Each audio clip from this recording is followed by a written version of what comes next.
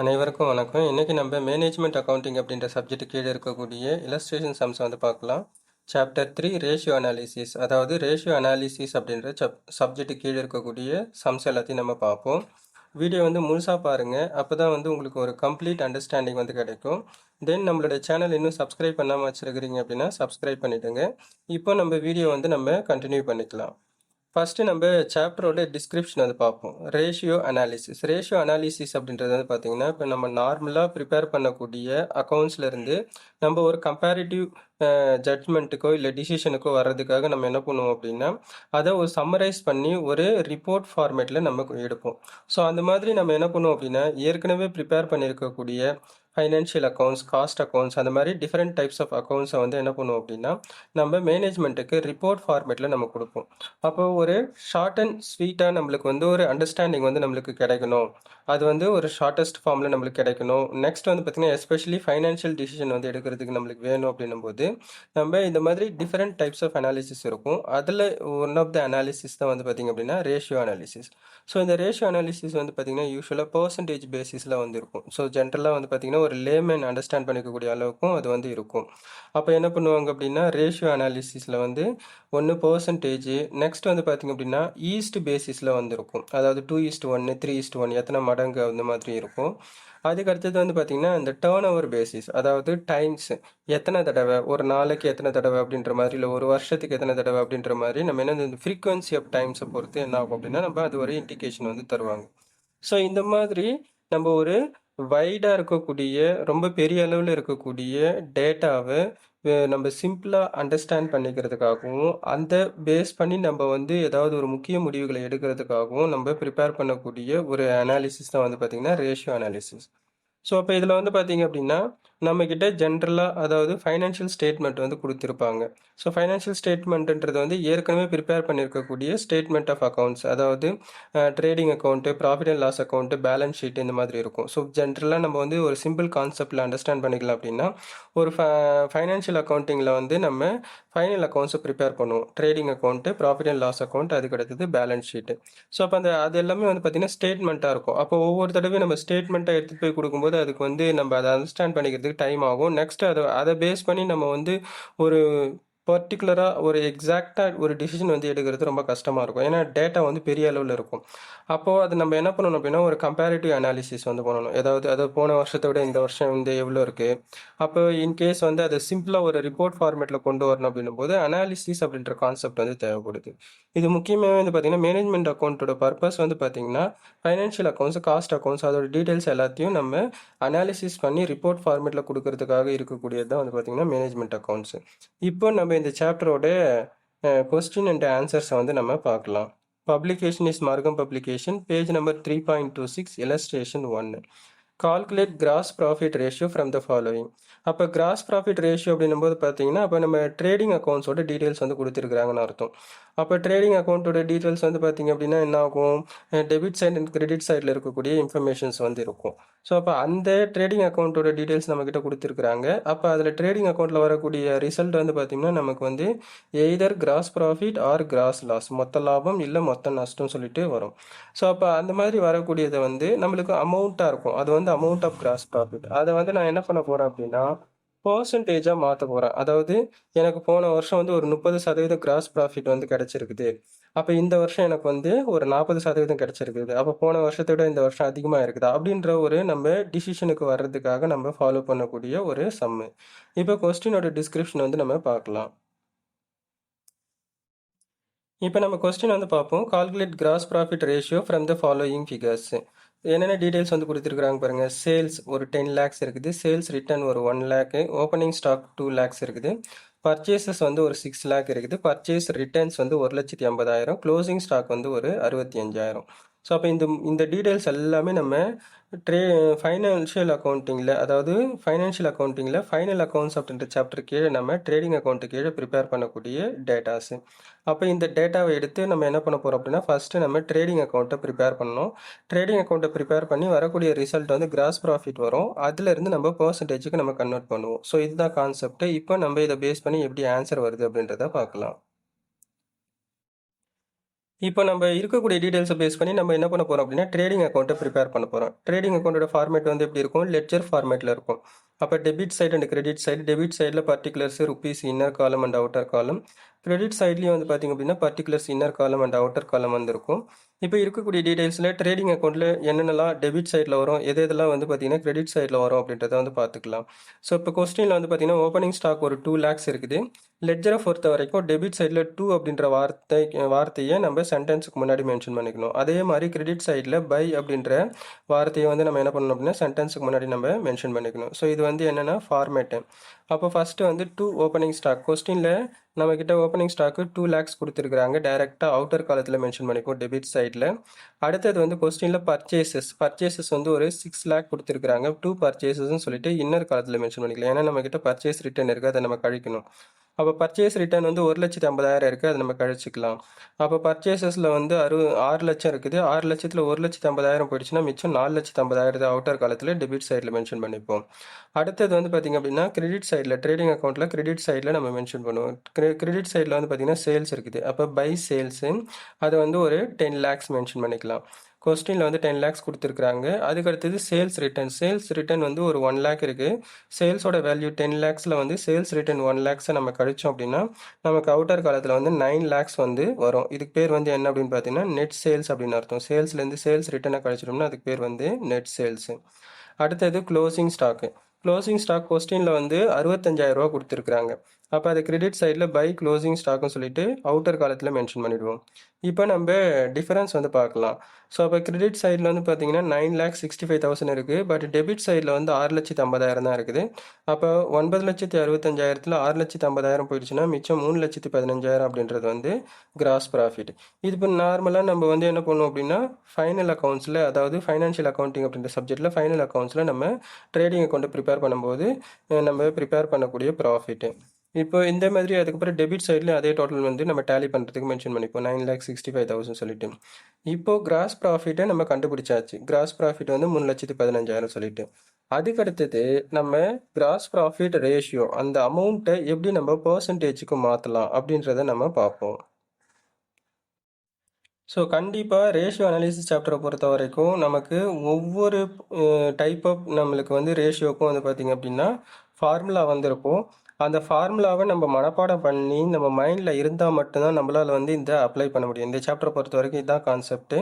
அப்போ ஒவ்வொரு ரேஷியோக்கும் ஒரு ஃபார்முலா இருக்கும். அதே மாதிரி கிராஸ் ப்ராஃபிட் ரேஷியோக்கு வந்து ஒரு ஃபார்முலா இருக்குது. அப்போ gross profit ratio equal to gross profit divide by net sales into 100.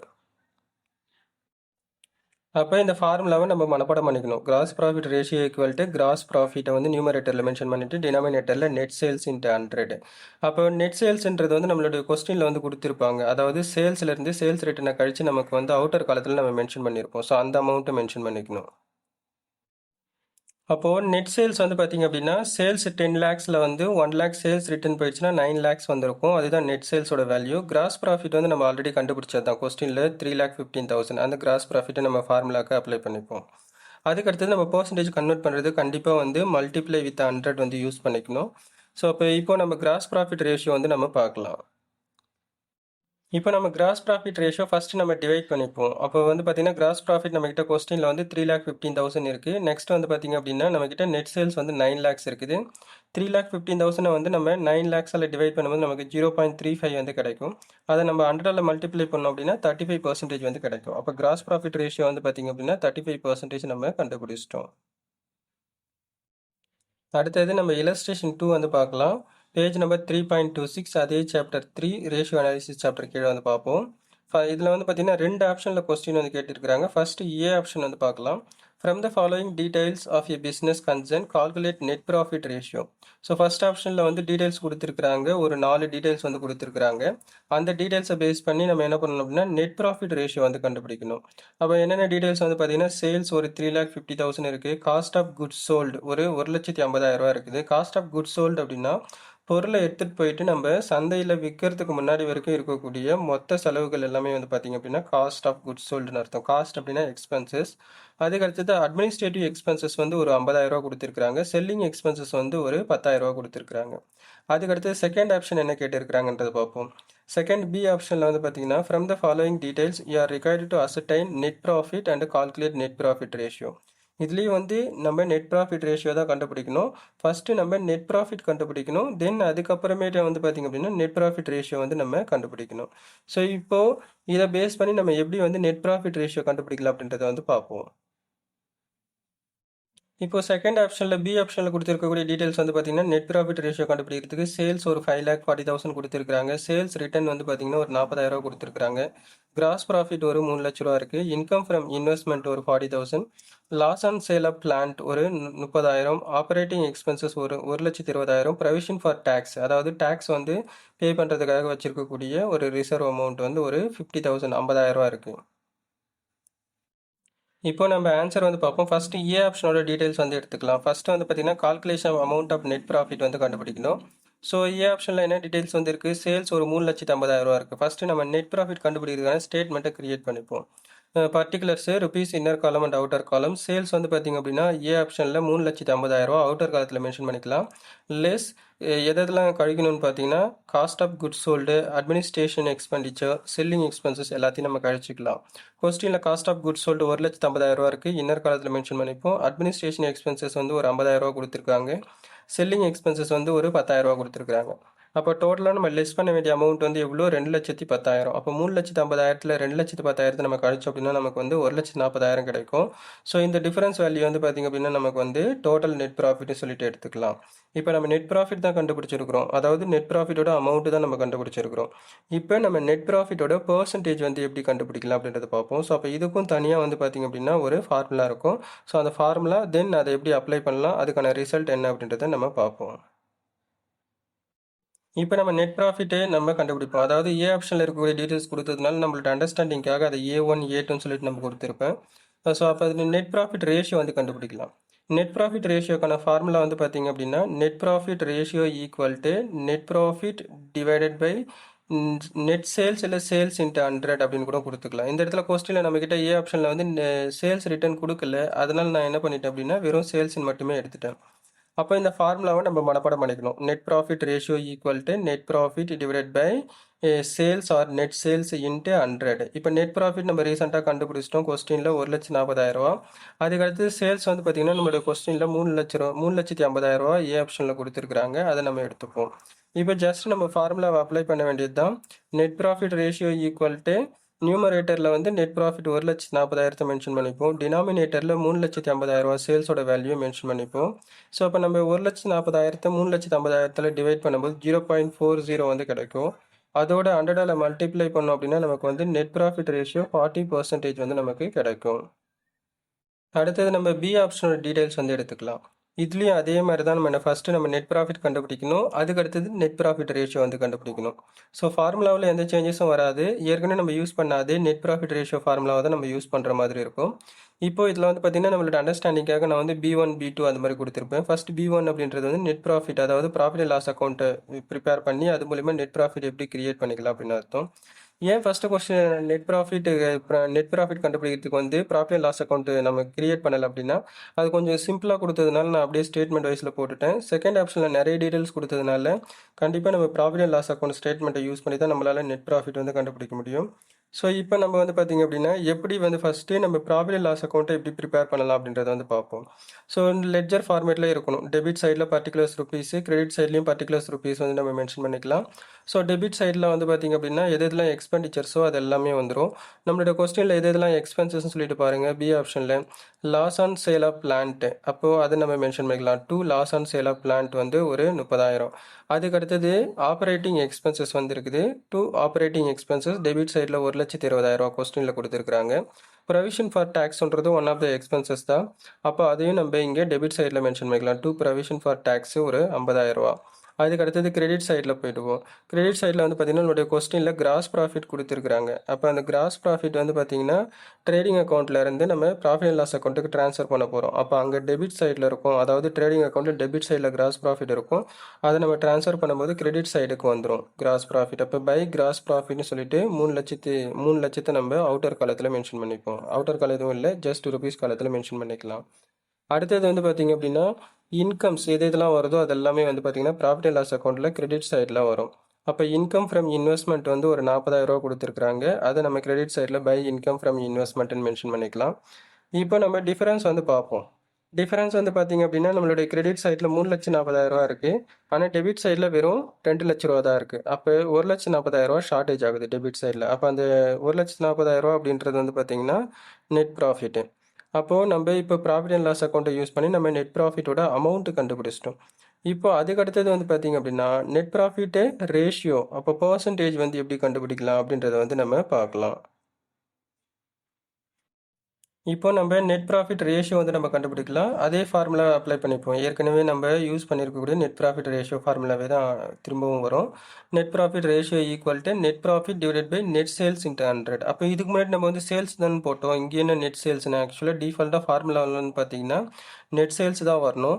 First ஆப்ஷனில் சேல்ஸ் ரிட்டர்ன் கொடுக்காதனால சேல்ஸோட வேல்யூ எடுத்ததுனால அதுக்கு ஏற்ற மாதிரி டேட்டாக்கு ஏற்ற மாதிரி ஃபார்முலாவை அப்ளை பண்ணியிருப்போம். ஸோ இங்கே நம்மளுடைய கொஸ்டினில் வந்து பார்த்திங்க அப்படின்னா சேல்ஸ் ரிட்டர்ன் செகண்ட் ஆப்ஷன், அதாவது பி ஆப்ஷனில் சேல்ஸ் ரிட்டர்ன் கொடுத்ததுனால நம்ம என்ன பண்ணிட்டோம் அப்படின்னா நெட் சேல்ஸ் நம்ம யூஸ் பண்ணியிருக்கிறோம். இப்போ வந்து பாருங்கள் நெட் ப்ராஃபிட் நம்ம கண்டுபிடிச்சிட்டோம் 1,40,000.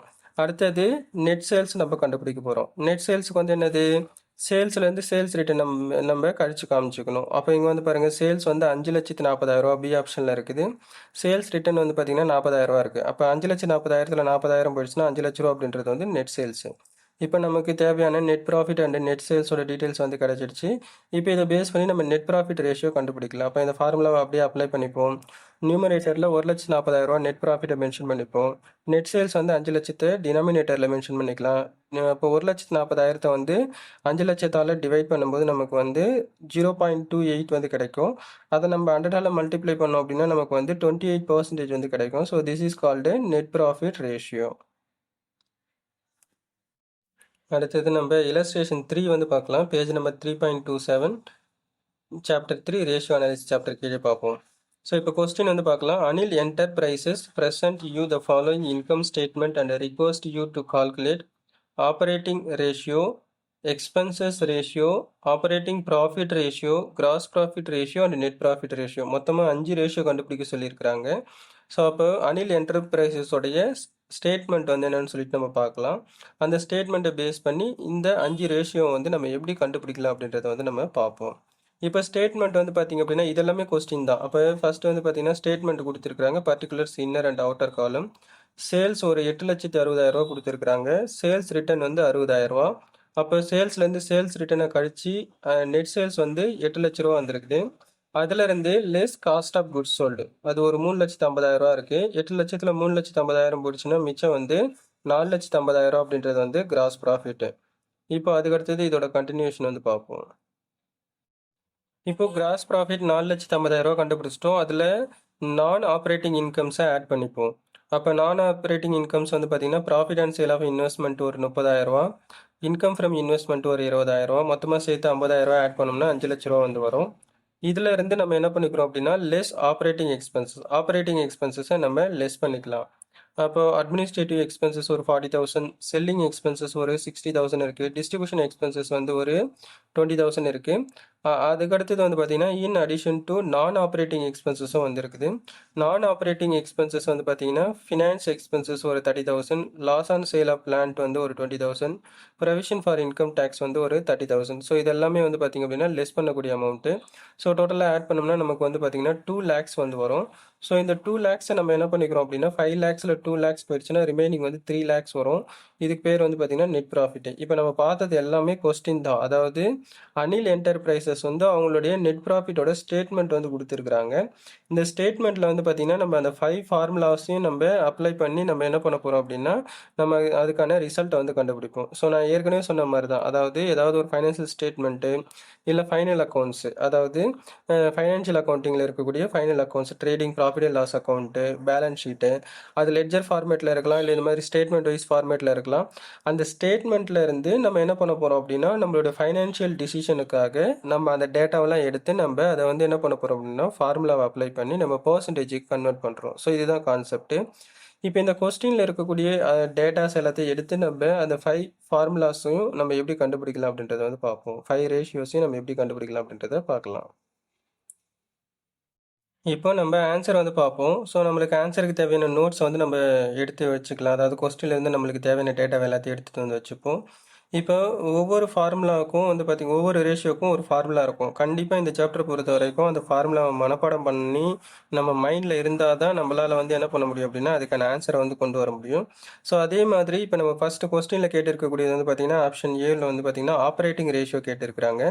ஆப்ரேட்டிங் ரேஷியோக்கான ஃபார்முலா வந்து பாருங்கள். Operating ratio equal to cost of sales plus operating expenses divided by net sales into 100. அதாவது நியூமரேட்டரில் காஸ்ட் ஆஃப் சேல்ஸையும் ஆப்ரேட்டிங் எக்ஸ்பென்சஸையும் கூட்டிட்டு அதை நெட் சேல்ஸால் டிவைட் பண்ணிவிட்டு 100ஆல் மல்டிப்ளை பண்ணணும் அப்படி சொல்லியிருக்கிறாங்க. ஸோ இப்போ நம்ம இந்த ஃபார்முலாவுக்கு தேவையான டேட்டாவை எல்லாத்தையும் கொஸ்டின்லேருந்து எடுத்துக்கலாம்.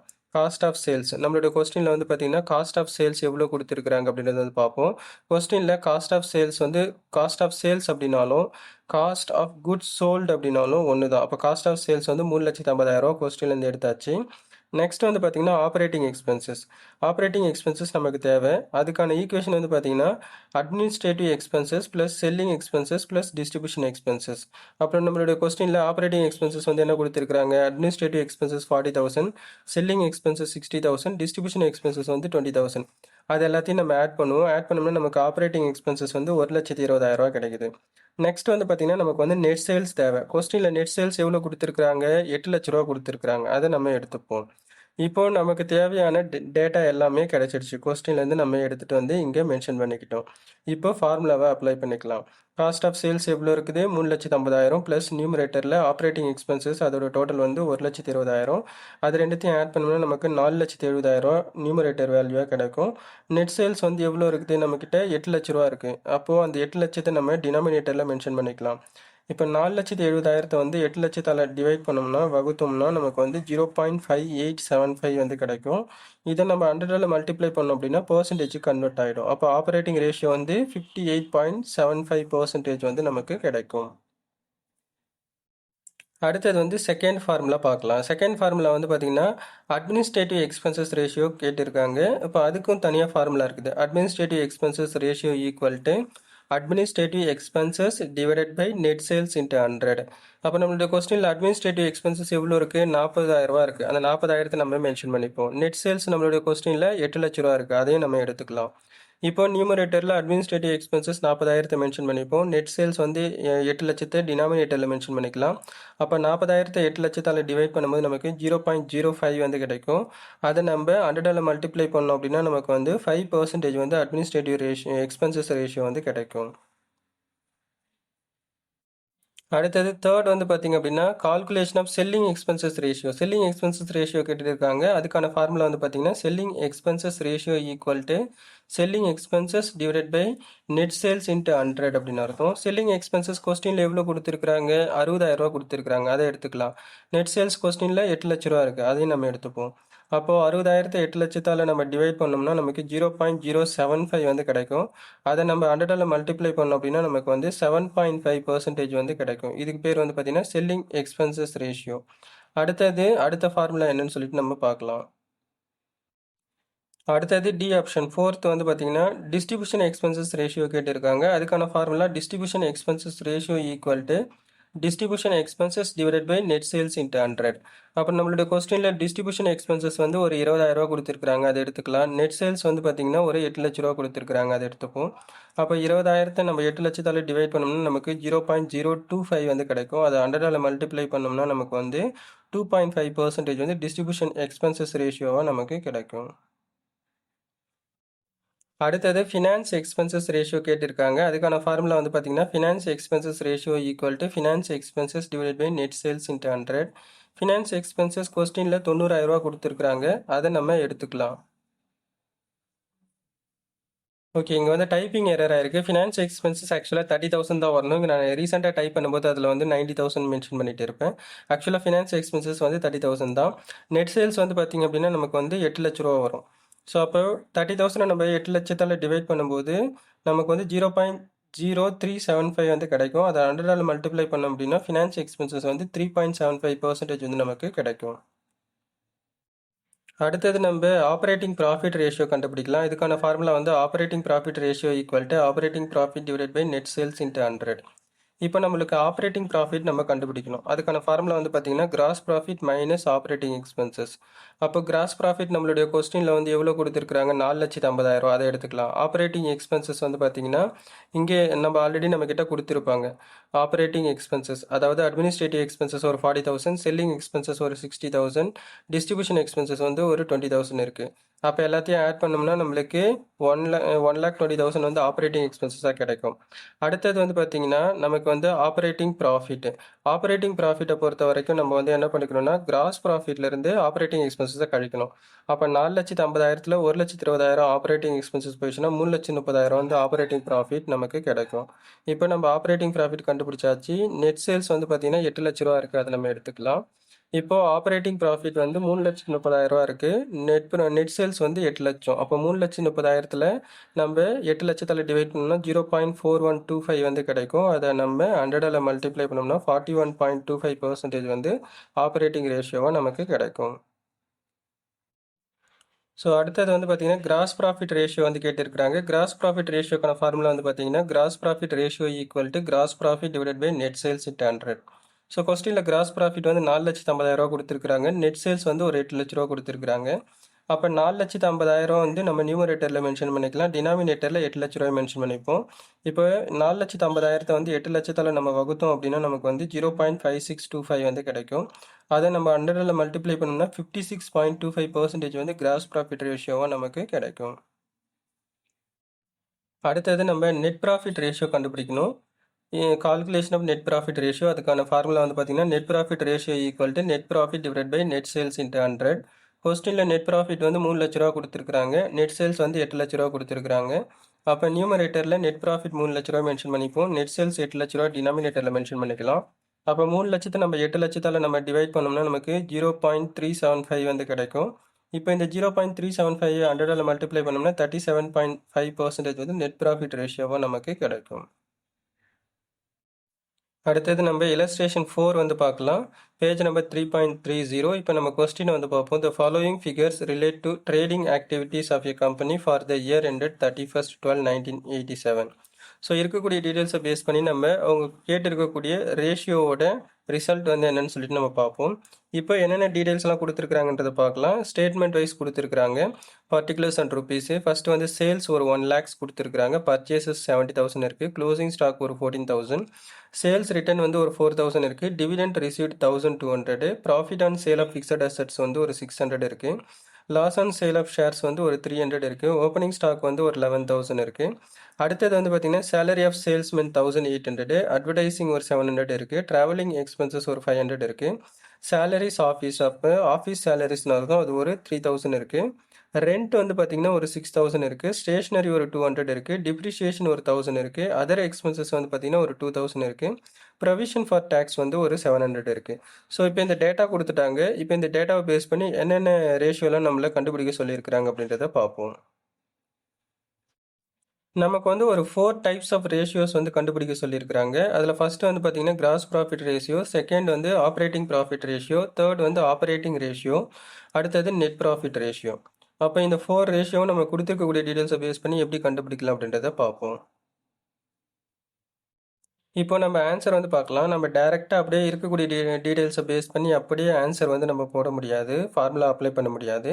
ஃபஸ்ட்டு நம்ம வந்து trading account, profit and loss அக்கௌண்ட்டை ஃபஸ்ட்டு ப்ரிப்பேர் பண்ணணும். அப்போ ட்ரேடிங் அக்கௌண்ட்டை யூஸ் பண்ணி நம்ம கிராஸ் ப்ராஃபிட் ரேஷியோ, அடுத்தது ப்ராஃபிட் அண்ட் லாஸ் அக்கௌண்ட்டை யூஸ் பண்ணி operating profit and net profit ரேஷியோலாம் கண்டுபிடிச்சதுக்கு அப்புறமேட்டு தான் நம்மளால் வந்து ஃபார்முலா அப்ளை பண்ண முடியும். ஃபார்முலா அப்ளை பண்ணி நம்ம ஆன்சர் வந்து கண்டுபிடிக்க முடியும். அப்போ ஃபஸ்ட்டு வந்து பார்த்தீங்கன்னா calculation of trading and profit and loss account for the year ended 31st/12/1987. First ledger ஃபார்மேட்டை கிரியேட் பண்ணிக்கலாம். டெபிட் சைடில் particulars inner column rupees and outer column rupees போட்டுப்போம். கிரெடிட் சைட்லையும் அதே மாதிரி particulars inner and outer column rupees வந்து போட்டுக்கலாம். இப்போ ஃபஸ்ட்டு நம்ம ட்ரேடிங் அக்கௌண்ட்டுக்கு தேவையான டீட்டெயில்ஸை கொஸ்டின்லேருந்து எடுத்துப்போம். ஃபஸ்ட்டு ஓப்பனிங் ஸ்டாக் எடுத்துக்கலாம். ஸோ கொஸ்டினில் வந்து பார்த்தீங்கன்னா நம்மக்கிட்ட வந்து ஓப்பனிங் ஸ்டாக் எவ்வளோ கொடுத்துருக்குறாங்க, ஒரு 11,000 கொடுத்துருக்குறாங்க. அப்போ டெபிட் சைடில் 2 ஓப்பனிங் ஸ்டாக்கு அவுட்டர் காலத்தில் 11,000 மென்ஷன் பண்ணிப்போம். அடுத்தது வந்து பார்த்தீங்கன்னா கொஸ்டினில் வந்து பர்ச்சேசஸ் வந்து ஒரு 70,000 கொடுத்துருக்குறாங்க. அப்போ 2 பர்ச்சேசஸ் 70,000 டெபிட் சைடில் மென்ஷன் பண்ணிக்கலாம். வேறு எதுவும் ஃபர்தராக வந்து ட்ரேடிங் அக்கௌண்ட்டுக்கு வர வேண்டிய டீட்டெயில்ஸ் வந்து இல்லை. அப்போ நம்ம கிரெடிட் சைடுக்கு போயிடுவோம். பை சேல்ஸ் வந்து ஒரு 1 லேக் கொடுத்துருக்குறாங்க. அடுத்தது வந்து பார்த்திங்கன்னா சேல்ஸ் ரிட்டர்ன் கொஸ்டினில் ஒரு 4000 கொடுத்துருக்குறாங்க. அப்போ சேல்ஸ்லேருந்து சேல்ஸ் ரிட்டர்ன் 4000 கழிச்சோம்னா நமக்கு 96,000 வந்து நெட் சேல்ஸ் வந்து கிடைக்கும். அடுத்தது க்ளோசிங் ஸ்டாக் ஒரு 14,000 கொடுத்துருக்குறாங்க. அது கிரெடிட் சைடில் பை க்ளோசிங் ஸ்டாக் அப்படின்ற நேமில் மென்ஷன் பண்ணிப்போம் அவுட்டர் காலத்தில். இப்போ நம்ம டிஃபரன்ஸ் வந்து பார்க்கலாம் ட்ரேடிங் அக்கௌண்ட்டுக்கு. ஸோ நம்மளுடைய கிரெடிட் சைடில் 1,10,000 வந்து இருக்குது. ஸோ அப்போ டெபிட் சைடில் வந்து பார்த்திங்கன்னா வெறும் 81,000 தான் இருக்குது. அப்போ 1,10,000ல் 81,000 போயிடுச்சுன்னா டெபிட் சைடில் எவ்வளோ ஷார்ட்டேஜ் ஆகுது? 29,000 வந்து ஷார்ட்டேஜ் ஆகுது. அப்போ அதுக்கு பேர் வந்து கிராஸ் ப்ராஃபிட். அப்போ கிராஸ் ப்ராஃபிட்னு சொல்லிட்டு நம்ம மென்ஷன் பண்ணிப்போம். இப்போ கிராஸ் ப்ராஃபிட்லேருந்து ப்ராஃபிட் அண்ட் லாஸ் அக்கௌண்ட்டுக்கு கிராஸ் ப்ராஃபிட்டை ட்ரான்ஸ்ஃபர் பண்ணணும். அப்போ ஒரு லெட்ஜர்லேருந்து இன்னொரு லெட்ஜருக்கு போகுது அப்படின்னா பெருக்கல் சிம்பிள் யூஸ் ஆகும். அப்போ டெபிட் சைடில் இருக்கக்கூடியது வந்து அடுத்த அக்கௌண்ட்டுக்கு போகும்போது கிரெடிட் சைடில் போயிடும். அப்போ கிராஸ் ப்ராஃபிட் வந்து ப்ராஃபிட் அண்ட் லாஸ் அக்கௌண்ட்டுக்கு ட்ரான்ஸ்ஃபர் பண்ணும்போது பை கிராஸ் ப்ராஃபிட் அப்படின்ற நேமில் அந்த 29,000 நம்ம ட்ரான்ஸ்ஃபர் பண்ணி கிரெடிட் சைடில் ப்ராஃபிட் அண்ட் லாஸ் அக்கௌண்ட் லெட்ஜருக்கு மாற்றிட்டோம். இப்போ நம்ம ப்ராஃபிட் அண்ட் லாஸ் லெட்ஜர் அக்கௌண்ட்டில் எதெல்லாம் எக்ஸ்பென்சஸ் இருக்கோ அது எல்லாத்தையும் நம்ம மென்ஷன் பண்ணிக்கலாம். அப்போ வெறும் ஃபஸ்ட்டு ஆப்ரேட்டிங் எக்ஸ்பென்சஸ் எல்லாத்தையும் நம்ம எடுத்துகிட்டு வருவோம். அப்போ ஆப்ரேட்டிங் எக்ஸ்பென்சஸ்னால் அந்த பிஸ்னஸை ரன் பண்ணுறதுக்காக இருக்கக்கூடிய எக்ஸ்பெண்டிச்சர்ஸ் எல்லாமே ஆப்ரேட்டிங் எக்ஸ்பெண்டிச்சர். அதாவது இப்போ ப்ரொடக்ஷன் கம்பெனி அப்படின்னா அந்த ப்ரொடக்ஷன் ரிலேட்டடாக இருக்கக்கூடியது. அப்போது இந்த அது மாதிரியான எக்ஸ்பெண்டிச்சர்ஸ் எல்லாம் ஃபஸ்ட்டு நம்ம மென்ஷன் பண்ணிக்கலாம். அப்போ ஃபஸ்ட்டு வந்து பார்த்திங்கன்னா நம்மளுடைய கொஸ்டினில் சேலரிஸு ஆஃபீஸ் சேலரி நம்மளுடைய கொஸ்டினில் கொடுத்துருப்பாங்க. இப்போ 2 ஆஃபீஸ் சேலரி வந்து ஒரு 3,000 அவுட்டர் காலத்தில் மென்ஷன் பண்ணிப்போம். அடுத்தது ரெண்ட் வந்து ஒரு 6,000 கொஸ்டினில் கொடுத்துருக்குறாங்க. 2 ரெண்ட்டுன்னு சொல்லிட்டு ஒரு 6,000 டெபிட் சைடில் மென்ஷன் பண்ணிக்கலாம். அடுத்தது ஸ்டேஷ்னரி ஒரு 200 கொடுத்துருக்குறாங்க. 2 ஸ்டேஷ்னரி அப்படின்ற நேமில் டெபிட் சைடில் மென்ஷன் பண்ணிப்போம் ப்ராஃபிட் அண்ட் லாஸ் அக்கௌண்ட்டுக்கு கீழே. அடுத்தது டிப்ரிஷியேஷன் அப்படின்றது one of the losses category தான். அது ஒரு 1,000 ருபீஸ் கொடுத்துருக்குறாங்க. அப்போ 2 டிப்ரிஷியேஷன் அப்படி சொல்லிட்டு 1,000 ருபீஸை வந்து நம்ம டெபிட் சைடில் மென்ஷன் பண்ணிப்போம். அடுத்தது அதர் எக்ஸ்பென்சஸ் ஒரு 2,000 கொடுத்துருக்குறாங்க. அதை நம்ம கொஸ்டினில் 2 அதர் எக்ஸ்பென்சஸ் அப்படின்ற நேமில் மென்ஷன் பண்ணிப்போம். அடுத்தது சேலரி ஆஃப் சேல்ஸ்மேன். ஸோ நம்மளோட கொஸ்டினில் சேலரி ஆஃப் சேல்ஸ்மேன் வந்து ஒரு 1,800 கொடுத்துருக்குறாங்க. அதை டெபிட் சைடில் ப்ராஃபிட் அண்ட் லாஸ் அக்கௌண்ட்டில் மென்ஷன் பண்ணிடலாம். அடுத்தது அட்வர்டைசிங். நம்மளுடைய கொஸ்டினில் அட்வர்டைசிங் வந்து ஒரு 700 கொடுத்துருக்குறாங்க. அதையும் டெபிட் சைடில் மென்ஷன் பண்ணிவிடுவோம். அடுத்தது ட்ராவலிங் எக்ஸ்பென்சஸ் ஒரு 500 கொடுத்துருக்குறாங்க. அதையும் 2 ட்ராவலிங் எக்ஸ்பென்சஸ் அப்படின்ற நேமில் ப்ராஃபிட் அண்ட் லாஸ் அக்கௌண்ட்டில் டெபிட் சைடில் மென்ஷன் பண்ணிப்போம். அடுத்தது இப்போ நம்ம செக் பண்ணி பார்ப்போம். ப்ராஃபிட் அண்ட் லாஸ் அக்கௌண்ட்டில் கிரெடிட் சைடில் கிராஸ் ப்ராஃபிட்டை தவிர்த்து வேறு எதுவுமே கிடையாது. அப்போ அதையே நம்ம வந்து டெபிட் அண்ட் கிரெடிட்டில் மென்ஷன் பண்ணிப்போம். அப்போ நம்ம டோட்டல் பண்ணி பார்க்கும்போது ப்ராஃபிட் அண்ட் லாஸ் அக்கௌண்ட்டில் டெபிட் சைடில் வெறும் 15,200 தான் இருக்குது. அப்போ 29,000ல் 15,200 போயிடுச்சுன்னா 13,800 வந்து ஷார்ட்டேஜாக இருக்குது. இதுக்கு பேர் வந்து ஆப்ரேட்டிங் ப்ராஃபிட். இது வந்து நெட் ப்ராஃபிட் கிடையாது, ஆப்ரேட்டிங் ப்ராஃபிட். அப்போ ஃபர்தராக இன்னும் நிறைய வந்து அட்ஜஸ்ட்மெண்ட் இருக்குது அப்படின்னு அர்த்தம். இப்போ நம்ம வெறும் ஆப்ரேட்டிங் ப்ராஃபிட் வரைக்கும் தான் கண்டுபிடிச்சிருக்கிறோம். அதுக்கடுத்து நெட் ப்ராஃபிட் வந்து கண்டுபிடிக்கிறதுக்கு நமக்கு நான் ஆப்ரேட்டிங் இன்கம்ஸ் அண்ட் எக்ஸ்பெண்டிச்சர்ஸ் எல்லாம் நம்ம மென்ஷன் பண்ணி காமிக்கணும். இதுவும் ப்ராஃபிட் அண்ட் லாஸ் அக்கௌண்ட்லேயே தான் அட்ஜஸ்ட் ஆகும். அப்போ 2 loss on sale of shares. கொஸ்டினில் 2 லாஸ் ஆன் சேல் ஆஃப் ஷேர்ஸ்னு சொல்லிட்டு ஒன்று கொடுத்துருப்பாங்க ஒரு 300. இது என்னென்னா ஷேர் மார்க்கெட்டில் இன்வெஸ்ட் பண்ணியிருப்பாங்க. அதாவது ஒரு கம்பெனி இன்னொரு கம்பெனியில் இருக்கக்கூடிய ஷேர்ஸை வாங்கியிருக்கலாம். அதில் வந்து பார்த்திங்கன்னா அந்த கம்பெனியோட ஷேர் வந்து பார்த்திங்கன்னா கம்மியாக இருக்கலாம், அதனால லாஸ் ஆகிருக்கும். அது வந்து நான் ஆப்ரேட்டிங் எக்ஸ்பென்சஸ் சொல்லுவாங்க. அதாவது நார்மலாக ரெகுலராக ஒரு பிஸ்னஸில் ஆகக்கூடிய செலவை தவிர்த்து ஏதாவது இன்வெஸ்ட்மெண்ட் மூலியமாகவோ இல்லை அதர் தென் பிஸ்னஸ் ஆக்டிவிட்டிஸை தவிர்த்து வேறு ஏதாவது கேட்டகரிஸில் வந்து நம்மளுக்கு லாஸ் ஆகுது அப்படின்னா அதெல்லாம் நான் ஆப்ரேட்டிங் எக்ஸ்பென்சஸ் அண்டு இன்கம்ஸ் சொல்லுவாங்க. அப்போ இந்த இடத்துல loss and sale of shares வந்து one of the non operating expenses. அப்போது அதை நம்ம 300 வந்து டெபிட் சைடில் மென்ஷன் பண்ணிப்போம். ஸோ நம்மளோட கொஸ்டினில் loss and sale of shares கொடுத்துருக்குறாங்க. அடுத்தது ப்ரொவிஷன் ஃபார் டேக்ஸ் வந்து one of the non operating expenses தான். ஸோ அதையும் ஒரு 7,000 கொஸ்டினில் கொடுத்துருப்பாங்க. அதை டெபிட் சைடில் மென்ஷன் பண்ணிக்கலாம். அடுத்தது ஆப்ரேட்டிங் ப்ராஃபிட் நம்ம இதுக்கு முன்னாடி கண்டுபிடிச்சிருப்போம் 13,800. அப்போது அந்த அக்கௌண்ட்லேருந்து இங்கே மாற்றுறதுக்கு அதை நம்ம கிரெடிட் சைடில் மென்ஷன் பண்ணிக்கணும். அப்போ 13,800 அங்கே நம்ம கண்டுபிடிச்சது ஆப்ரேட்டிங் ப்ராஃபிட் டெபிட் சைடில் இருக்கிறது கிரெடிட் சைடுக்கு மாற்றியாச்சு. அடுத்தது டிவிடெண்ட் ரிசீவ்டு வந்து one of the non operating incomes category. Dividend received 1,200 கொடுத்துருக்காங்க. அதை நம்ம கிரெடிட் சைடில் மென்ஷன் பண்ணிப்போம். அடுத்தது profit and sale of fixed assets ஒரு 600 இருக்குது. அது one of the non operating incomes category. அதையும் நம்ம மென்ஷன் பண்ணிக்கலாம். இப்போ டிஃபரன்ஸ் வந்து பார்ப்போம். செக் பண்ணி பார்க்கும்போது நம்மக்கிட்ட கிரெடிட் சைடில் டோட்டல் பண்ணோம்னா 13,800, 1,200, 600 டோட்டல் பண்ணோம்னா 15,600 வந்து கிடைக்குது. பட் டெபிட் சைடில் வெறும் 7,300 தான் இருக்குது. அப்போ 15,600ல் 7,300 போயிடுச்சுன்னா 8,300 அப்படின்றது வந்து நெட் ப்ராஃபிட்டோட பேலன்ஸு. இப்போ நம்மளுக்கு தேவையான டீட்டெயில்ஸ்க்கு ஏற்ற மாதிரி நம்ம trading and profit and loss அக்கௌண்ட்டை ப்ரிப்பேர் பண்ணியாச்சு. தென் நம்ம வந்து ஒவ்வொரு ஃபார்முலாவையும் நம்ம அப்ளை பண்ணி நம்ம எப்படி வந்து ரேஷியோஸை வந்து கண்டுபிடிக்கலாம் அப்படின்னு சொல்லிட்டு நம்ம பார்ப்போம். இப்போ நம்ம ரேஷியோ வந்து பார்க்கலாம். அதாவது நம்ம trading and profit and loss அக்கௌண்ட்டை ப்ரிப்பேர் பண்ணியாச்சு ஸ்டேட்மெண்ட்டு. அதுக்கு அடுத்தது நம்ம இப்போ ரேஷியோஸ் அப்ளை பண்ணுவோம். ஃபஸ்ட்டு நம்ம கிராஸ் ப்ராஃபிட் ரேஷியோ வந்து கொஸ்டினில் கேட்டிருக்கிறாங்க, அதை நம்ம அப்ளை பண்ணலாம். Gross profit ratio equal to gross profit divided by net sales into 100. இது வந்து கிராஸ் ப்ராஃபிட் ரேஷியோக்கான ஃபார்முலா. இப்போ நம்ம இதுக்கு தேவையான டீட்டெயில்ஸ் வந்து எடுத்துக்கலாம். கொஸ்டினில் வந்து கிராஸ் ப்ராஃபிட் 29,000 நம்ம ஆல்ரெடி கண்டுபிடிச்சி வச்சிருக்கிறோம், அதை நம்ம எடுத்துப்போம். நெட் சேல்ஸ் வந்து பார்த்தீங்கன்னா சேல்ஸ்லேருந்து சேல்ஸ் ரிட்டனை கழிக்கணும். சேல்ஸ் வந்து 1 lakh இருக்கும், சேல்ஸ் ரிட்டர்ன் 4,000 போயிடுச்சுன்னா மிச்சம் நெட் சேல்ஸ் வந்து 96,000 இருக்கும். இந்த வேல்யூ நம்ம எடுத்துப்போம். இப்போ நியூமரேட்டரில் கிராஸ் ப்ராஃபிட் 29,000 மென்ஷன் பண்ணிக்கலாம். 96,000 நெட் சேல்ஸ் வேல்யூ டினாமினேட்டரில் மென்ஷன் பண்ணிப்போம். இப்போ டிவைட் பண்ணுவோம். 29,000ல் 96,000 போயிடுச்சுன்னா 0.3021 வந்து கிடைக்கும். இதை நம்ம 100ஆல் மல்டிப்ளை பண்ணோம்னா 30.21 வந்து 30.21% வந்து கிராஸ் ப்ராஃபிட் ரேஷியோவாக நமக்கு கிடைக்கும். அடுத்தது செகண்ட் ரேஷியோ வந்து பார்த்தீங்கன்னா ஆப்ரேட்டிங் ப்ராஃபிட் ரேஷியோ கண்டுபிடிக்க சொல்லியிருக்கிறாங்க. Operating profit ratio equal to operating profit divided by net sales into 100. Operating profit நம்ம ஆல்ரெடி கண்டுபிடிச்சிட்டு இருப்போம், அது ஒரு 13,800 கொஸ்டினில் இருக்கும், அதை நம்ம எடுத்துக்கலாம். நெட் சேல்ஸ் வந்து இந்த 96,000 நம்ம எடுத்துப்போம். அப்போ நியூமரேட்டரில் 13,800 ஆப்ரேட்டிங் ப்ராஃபிட்டை மென்ஷன் பண்ணிப்போம். நெட் சேல்ஸ் 96,000 வந்து டினாமினேட்டரில் மென்ஷன் பண்ணிக்கலாம். இப்போது 13,800 வந்து 96,000ஆல் நம்ம டிவைட் பண்ணோம்னா நமக்கு 0.4138 வந்து கிடைக்கும். அதை நம்ம 100ஆல் மல்டிப்ளை பண்ணோம்னா நமக்கு 14.38% வந்து கிராஸ் ப்ராஃபிட் ரேஷியோவாக நமக்கு கிடைக்கும். சாரி, டைப்பிங் எரர் ஆயிருக்கு. அதாவது ஆப்ரேட்டிங் ப்ராஃபிட் ரேஷியோ நமக்கு 14.38% வந்து நமக்கு கிடைக்கும். நம்ம அடுத்த ரேஷியோ வந்து பார்க்கலாம். ஆப்ரேட்டிங் ரேஷியோ கண்டுபிடிக்க சொல்லியிருக்கிறாங்க. ஆப்ரேட்டிங் ரேஷியோக்கான ஃபார்முலா வந்து பார்த்தீங்கன்னா operating ratio equal to cost of sales minus operating expenses divide by net sales into 100. So இப்போ நம்ம ஃபஸ்ட்டு வந்து ஆப்ரேட்டிங் எக்ஸ்பென்சஸ் வந்து எப்படி கண்டுபிடிக்கலாம் அப்படின்றத பார்ப்போம். ஆப்ரேட்டிங் எக்ஸ்பென்சஸ்க்கு வந்து பார்த்தீங்கன்னா gross profit minus operating profit. இப்போ நம்மளுடைய கொஸ்டினில் கிராஸ் ப்ராஃபிட் 29,000 இருக்குது, அதை நம்ம எடுத்துக்கலாம். ஆப்ரேட்டிங் ப்ராஃபிட் வந்து 13,800 நம்ம ஆல்ரெடி கண்டுபிடிச்சது தான்.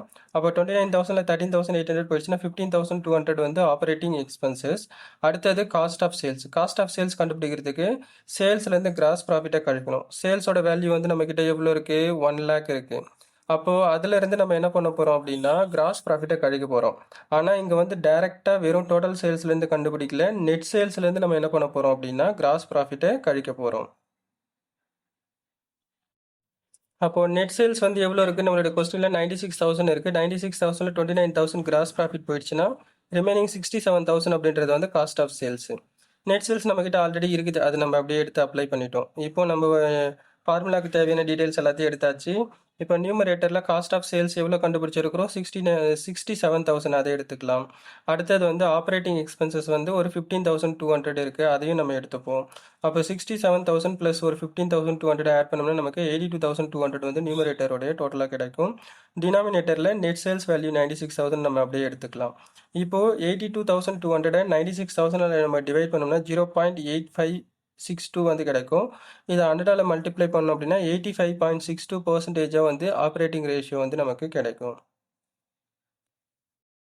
அடுத்தது வந்து பார்த்தீங்கன்னா நெட் ப்ராஃபிட் ரேஷியோ கண்டுபிடிக்க சொல்லியிருக்கிறாங்க. நெட் ப்ராஃபிட் ரேஷியோக்கான ஃபார்முலா வந்து பார்த்தீங்கன்னா net profit ratio equal to net profit divided by net sales into 100. Net profit நம்மளுடைய கொஸ்டினில் 8,300 கொடுத்துருக்காங்க, அதை எடுத்துப்போம். நெட் சேல்ஸ் வந்து 96,000, அது நம்ம எடுத்துக்கலாம். அப்போ நியூமரேட்டரில் வந்து பார்த்தீங்கன்னா 8,300 நெட் ப்ராஃபிட்டை மென்ஷன் பண்ணிப்போம். டினாமினேட்டரில் நெட் சேல்ஸ் 96,000 நம்ம மென்ஷன் பண்ணிப்போம். அப்போ 8,300 96,000 டிவைட் பண்ணோம்னா நமக்கு 0.865 வந்து கிடைக்கும். ஸோ அப்போ இதிலிருந்து நம்ம என்ன பண்ண போகிறோம் அப்படின்னா 100ஆல் மல்டிப்ளை பண்ணோம் அப்படின்னா நமக்கு வந்து 8.65% வந்து நமக்கு கிடைக்கும். ஓகே, இங்கே டைப்பிங் எரர் ஆயிருக்கு. 0.0865 வந்து கிடைக்கும். அப்போது நம்ம 100ஆல் மல்டிப்ளை பண்ணோம்னா 8.65% வந்து நெட் ப்ராஃபிட் ரேஷியோவாக நமக்கு கிடைக்கும். அடுத்தது நம்ம illustration 5 வந்து பார்க்கலாம். Page number 3.31. The following information is extracted from the books of Confident Company Limited. You are required to rearrange the information for financial analysis and calculate return on investment or return on capital employed. அடுத்தது return on share holders funds, அதுக்கடுத்தது return on equity share holders funds, அதுக்கடுத்தது return on total assets. மொத்தம் வந்து நமக்கு 4 ratios வந்து கேட்டிருக்கிறாங்க. அதை base பண்ணி நம்ம கொடுத்துருக்கக்கூடிய டீடைல்ஸ் வந்து பேஸ் பண்ணி நம்ம எப்படி வந்து இந்த ரேஷியோக்கான ஆன்சரை எப்படி கண்டுபிடிக்கலாம் அப்படின்றத வந்து பார்ப்போம். ஸோ இப்போ என்னென்ன டீடைல்ஸ் எல்லாம் கொடுத்துருக்குறாங்கன்னு பார்த்தீங்கன்னா, நெட் சேல்ஸ் கொடுத்துருக்குறாங்க, cost of goods sold, interest on debentures, loss on sale of furniture, interest on government securities, fixed assets less depreciation. அதாவது டிப்ரிஷியேஷனை கழிச்சு ரிமைனிங் இருக்கக்கூடிய வேல்யூ 10,75,000 இருக்குது. அடுத்தது இன்வெஸ்ட்மெண்ட் இன் கவர்மெண்ட் செக்யூரிட்டிஸ் ஒரு 50,000 இருக்குது. கரண்ட் அசெட்ஸ் வந்து ஒரு 5 lakhs வந்து கொடுத்துருக்குறாங்க. அடுத்தது profit and loss account, debentures, sundry creditors, equity share capital, 10% preference share capital, operating expenses, provision for tax, இந்த டீடைல்ஸ் எல்லாமே கொடுத்துருக்காங்க. அதோட ரிசர்வ்ஸ் வந்து ஒரு 4 lakhsம் கொடுத்துருக்குறாங்க. இப்போ இந்த கொஸ்டினை பேஸ் பண்ணி நம்ம ஃபஸ்ட்டு வந்து trading and profit and loss அக்கௌண்ட்டை ப்ரிப்பேர் பண்ணணும். அதுக்கடுத்து தான் நம்மளால் வந்து ஃபார்முலாவை அப்ளை பண்ண முடியும். இப்போ நம்ம ஆன்சர் வந்து பார்க்கலாம். Calculation of trading account and profit and loss account. So first trading அக்கௌண்ட்டோட டீடைல்ஸ் எல்லாம் நம்ம எடுத்துப்போம். லெட்ஜர் ஃபார்மேட்டில் டெபிட்டில் பர்டிகுலர்ஸ் ருபீஸ், கிரெடிட் சைட்லையும் பர்டிகுலர்ஸ் ருபீஸ் மென்ஷன் பண்ணிக்கலாம். காஸ்ட் ஆஃப் குட்ஸ் சோல்டு ஒரு 6 lakhs வந்து கொடுத்துருக்குறாங்க. அதுவும் one of the trading account category தான். அதாவது இந்த பர்ச்சேஸ், ஓப்பனிங் ஸ்டாக்கு, அதுக்கடுத்தது எக்ஸ்பென்சஸ் அதெல்லாம் சேர்ந்து சொல்கிறதுக்கு பேர் தான் காஸ்ட் ஆஃப் குட்ஸ் சோல்டு. அதாவது காஸ்ட்னா செலவுன்னு அர்த்தம். ஸோ பொருளை விற்பனை செய்கிறதுக்கு முன்னாடி இருக்கக்கூடிய செலவுகள் 6 லட்சம். அதை டெபிட் சைடில் மென்ஷன் பண்ணிக்கலாம், to cost of goods sold சொல்லிட்டு. அடுத்தது நம்மளோட கொஸ்டினில் வந்து பார்த்தீங்கன்னா நெட் சேல்ஸ் மட்டும் கொடுத்து வச்சுருப்பாங்க. ஸோ அப்போ நெட் சேல்ஸ் வந்து ஒரு 10 lakhs இருக்குது. அதாவது சேல்ஸ் ரிட்டர்ன்லாம் கழிச்சது போக அது மட்டும் தான் இருக்குது. அடுத்தது நம்மளோட கொஸ்டினில் க்ளோசிங் ஸ்டாக்குன்னு சொல்லிட்டு ஒரு இன்ஃபர்மேஷன் கொடுக்கவே இல்லை. அதனால் க்ளோசிங் ஸ்டாக் இல்லாமே நம்ம என்ன பண்ணிக்கலாம் அப்படின்னா ட்ரேடிங் அக்கௌண்ட்டை கம்ப்ளீட் பண்ணிடலாம். அப்போ நெட் சேல்ஸ் 10 lakhs, அதில் cost of goods sold 6 lakh போயிடுச்சுன்னா ரிமைனிங் வந்து 4 lakhs அப்படின்றது வந்து கிராஸ் ப்ராஃபிட்டாக நம்ம கன்சிடர் பண்ணிப்போம். அதுக்கு அடுத்தது கிராஸ் ப்ராஃபிட்டை நம்ம ப்ராஃபிட் அண்ட் லாஸ் அக்கௌண்ட்டுக்கு ட்ரான்ஸ்ஃபர் பண்ணிக்கலாம். அப்போ டெபிட்டில் இருக்கக்கூடியது வந்து 4 lakhs, கிரெடிட் சைடில் பை கிராஸ் ப்ராஃபிட்ன்ற நேமில் ப்ராஃபிட் அண்ட் லாஸ் அக்கௌண்ட்டுக்கும் மாற்றியாச்சு. இப்போ நம்ம நெட் ப்ராஃபிட் கண்டுபிடிக்கிறதுக்கு முன்னாடி ஆப்ரேட்டிங் ப்ராஃபிட் கண்டுபிடிக்கணும். அப்போ நமக்கு தேவையான ஆப்ரேட்டிங் எக்ஸ்பென்சஸை நம்ம டெபிட் சைடில் மென்ஷன் பண்ணிக்கலாம். நம்மளோட கொஸ்டினில் ஆப்ரேட்டிங் எக்ஸ்பென்சஸ் வந்து ஒரு 1,50,000 கொடுத்துருக்குறாங்க. அப்போ டூ ஆப்ரேட்டிங் எக்ஸ்பென்ஸ் சொல்லிட்டு மென்ஷன் பண்ணிவிட்டு இப்போ நம்ம டிஃபரன்ஸ் வந்து பார்ப்போம். ஸோ கிரெடிட் சைடில் 4 lakhs வந்து இருக்குது, டெபிட் சைடில் வெறும் 1,50,000 தான் இருக்குது.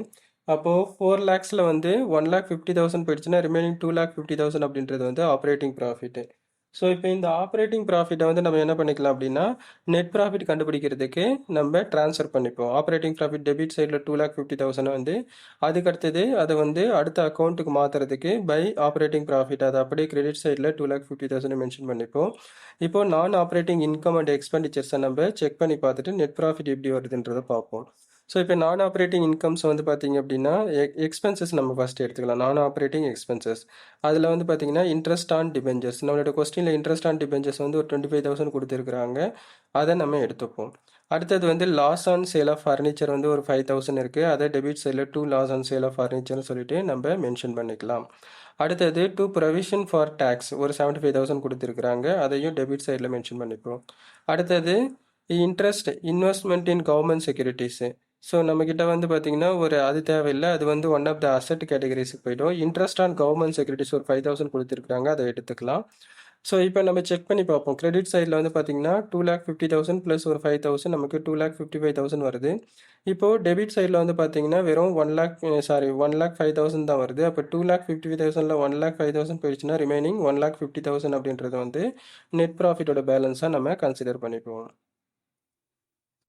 அடுத்தது செகண்ட் வந்து பார்த்தீங்க அப்படின்னா calculation of statement of funds or position statement வந்து நம்ம கால்குலேட் பண்ணணும். அதாவது என்னென்னா பேலன்ஸ் ஷீட்டோட டீடைல்ஸை பேஸ் பண்ணி நம்ம அப்ளை பண்ணுவோம். அசெட் அண்ட் லயபிலிட்டிஸோட டீடைல்ஸை எடுத்து நம்ம ஃபண்டு பொசிஷன் இல்லை ஸ்டேட்மெண்ட் ஆஃப் ஃபண்டு அதை வந்து நம்ம கால்குலேட் பண்ணணும். அதாவது ஃபைனான்ஷியல் பொசிஷன் என்னன்னு சொல்லிட்டு கண்டுபிடிக்கிறதுக்காக நம்ம பேலன்ஸ் ஷீட்டில் இருக்கக்கூடிய அசெட்ஸ் அண்ட் லயபிலிட்டிஸை எடுத்து நம்ம யூஸ் பண்ணிக்க போகிறோன்னு அர்த்தம்.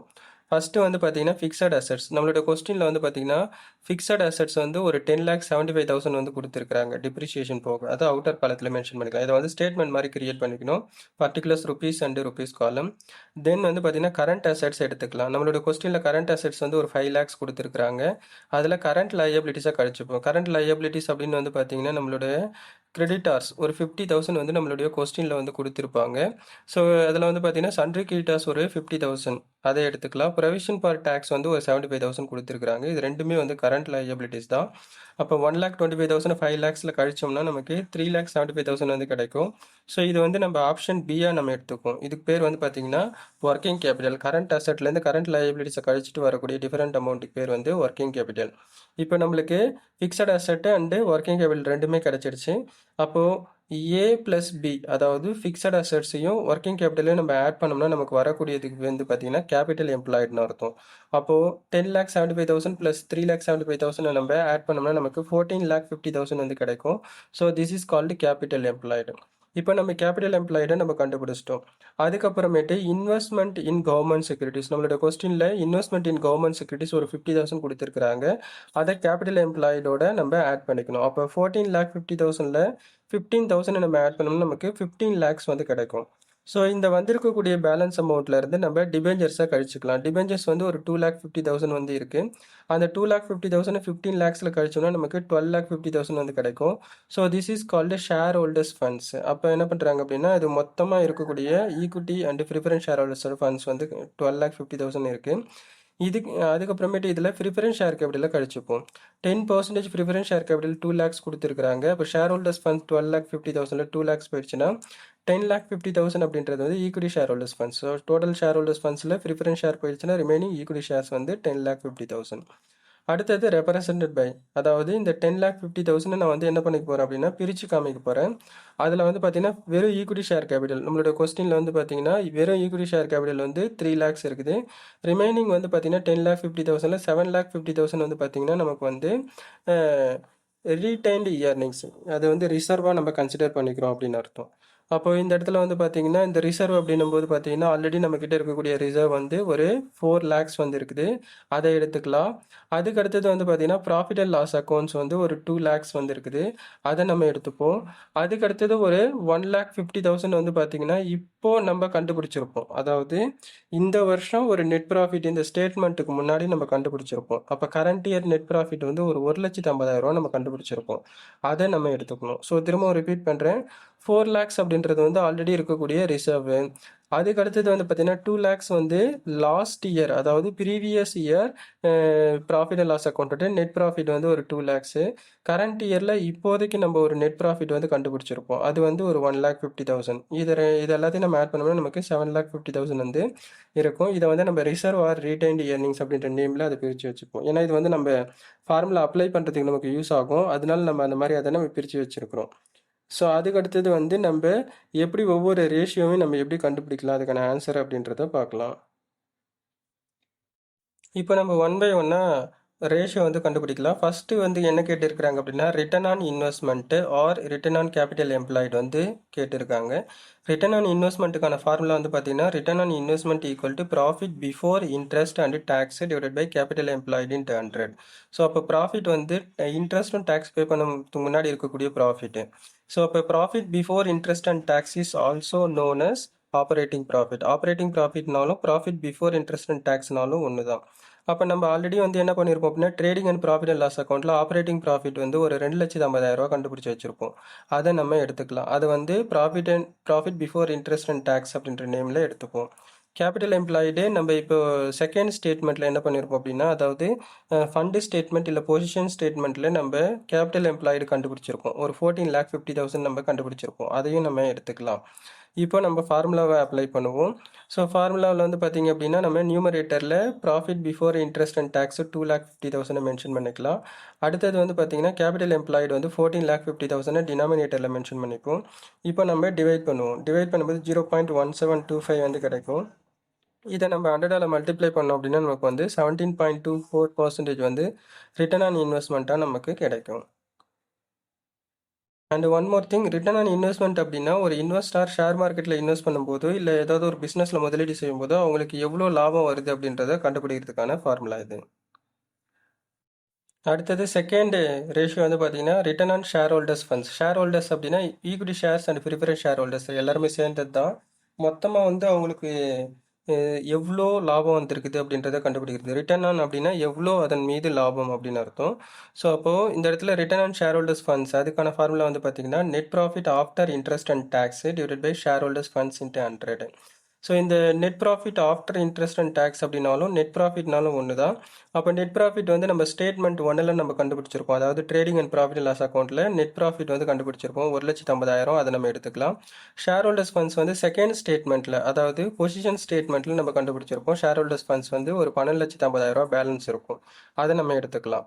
இப்போ நம்ம நியூமரேட்டரில் net profit after interest and tax. After interest and டேக்ஸ்னால் நெட் ப்ராஃபிட் வந்து அதாவது வட்டி மற்றும் வரி எல்லாத்தையும் செலுத்தினதுக்கு அப்புறமேட்டு இருக்கக்கூடிய பேலன்ஸ் இருக்கக்கூடிய லாபம், அதை நியூமரேட்டரில் 1,50,000 மென்ஷன் பண்ணிப்போம். 12,50,000 ஷேர் ஹோல்டர்ஸ் ஃபண்ட்ஸால் டிவைட் பண்ணும்போது நமக்கு 0.12 வந்து கிடைக்கும்.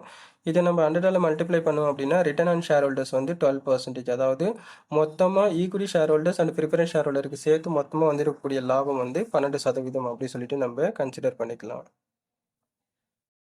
அடுத்தது நம்ம தேர்ட் வந்து return on equity share holders funds, அதாவது வெறும் ஈக்விட்டி ஷேர் ஹோல்டருக்கு மட்டும் எவ்வளோ லாபம் வந்திருக்குது அப்படின்றத கண்டுபிடிக்கிறதுக்கான ஃபார்முலா. இப்போ இதில் return on equity share holders ஃபண்ட்ஸ்க்கான ஃபார்முலா வந்து பார்த்தீங்கன்னா return on equity share holders funds equal to net profit after interest and tax and preference dividend. Interest tax கழிச்சதுக்கு அப்புறமேட்டு அதோட சேர்த்து ப்ரிஃபரன்ஸ் டிவிடெண்ட்டு கழிச்சதுக்கு அப்புறமேட்டு வந்திருக்கக்கூடிய ப்ராஃபிட்டு, அதுக்கடுத்து divided by equity share holders funds. So இப்போ இன்ட்டு 100. இப்போ இந்த ஃபார்முலா அப்ளை பண்ணி நம்ம எப்படி ஆன்சர் கண்டுபிடிக்கலான்றது பார்ப்போம். ஃபஸ்ட்டு ஃபார்முலாக்கு தேவையான டேட்டாவை எடுத்துக்கலாம். Net profit after interest and tax and preference dividend. Net profit நம்மக்கிட்ட எவ்வளோ இருக்குது? 1,50,000. அப்போ ப்ரிஃபரன்ஸ் டிவிடெண்ட் நமக்கு தேவை. ப்ரிஃபரன்ஸ் டிவிடெண்ட் வந்து பார்த்தீங்கன்னா 10% ஆஃப் ப்ரிஃபரன்ஸ் ஷேர்ஸ் வந்து 2 lakhs கொடுத்துருப்பாங்க. அந்த 2 lakhsல 10%, அந்த 10% அப்படின்றது வந்து டிவிடெண்ட்டு. அது ஏன்னா இந்த பர்சன்டேஜ் எங்கேருந்து எடுத்தோம் அப்படின்னா இந்த ப்ரிஃபரன்ஸ் ஷேருக்கு முன்னாடியே கொடுத்துருப்பாங்க, அது வந்து டிவிடெண்ட்டுக்கான பர்சன்டேஜ். அப்போ இந்த 2 lakhsல 10% நம்ம கண்டுபிடிச்சோம்னா 20,000 வந்து ப்ரிஃபரன்ஸ் டிவிடெண்ட் வந்து கிடைக்கும். அப்போ நெட் ப்ராஃபிட் 1,50,000 20,000 ப்ரிஃபரன்ஸ் டிவிடெண்ட் போயிடுச்சுன்னா ரிமைனிங் 1,30,000 வந்து net profit after interest and tax and preference டிவிடெண்ட்டுக்கான டேட்டா. அடுத்தது equity share holders funds. So total share holders funds வந்து 1,50,000. அந்த 1,50,000 வந்து நம்ம ஆல்ரெடி ஸ்டேட்மெண்ட்டில் அந்த பொசிஷன் ஸ்டேட்மெண்ட்டில் செகண்ட் ஸ்டேட்மெண்ட்டில் நம்ம கண்டுபிடிச்சி வச்சுருப்போம்.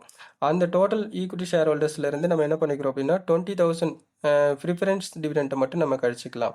அப்போ அந்த ப்ரிஃபரன்ஸ் டிவிடெண்ட் வந்து என்னது? இந்த 20,000 நம்ம கழிச்சோம் அப்படின்னா ரிமைனிங் வந்து பார்த்தீங்கன்னா 10,30,000 வந்து நமக்கு கிடைக்கும். ஸோ இதுக்கு பேர் வந்து பார்த்தீங்கன்னா ஈக்விட்டி ஷேர் ஹோல்டர்ஸ் ஃபண்ட்ஸ் அப்படி சொல்லிட்டு நம்ம எடுத்துப்போம்.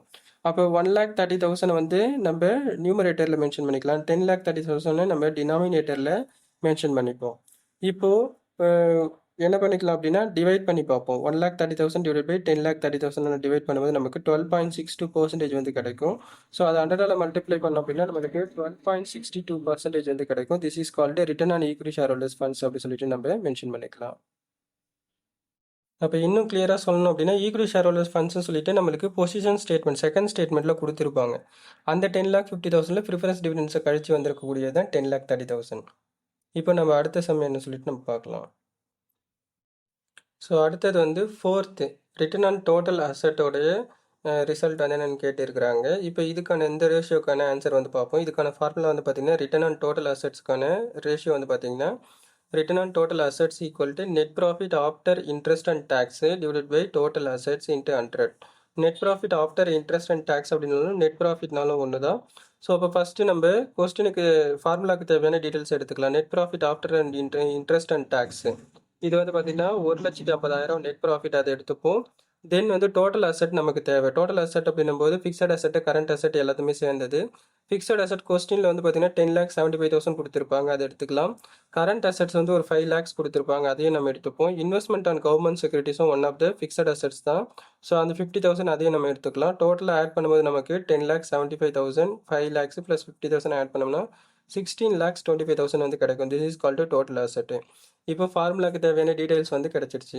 இந்த ரிட்டர்ன் அப்படின்னு வர்றதுனாலே லாபம்னு அர்த்தம். அப்போ டோட்டல் அசெட்டை யூஸ் பண்ணி எனக்கு எவ்வளோ லாபம் வந்திருக்குது அப்படின்றத கண்டுபிடிக்கிறோம்.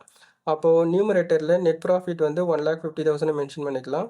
டினாமினேட்டரில் டோட்டல் அசெட் 16,25,000 மென்ஷன் பண்ணிப்போம். இப்போ நம்ம 1,50,000 வந்து 16,25,000 டிவைட் பண்ணும்போது நமக்கு 0.1077 வந்து கிடைக்கும். இதை 100ஆல் மல்டிப்ளை பண்ணோம் அப்படின்னா ரிட்டர்ன் ஆன் டோட்டல் அசெட் வந்து 10.77% கிடைக்கும்.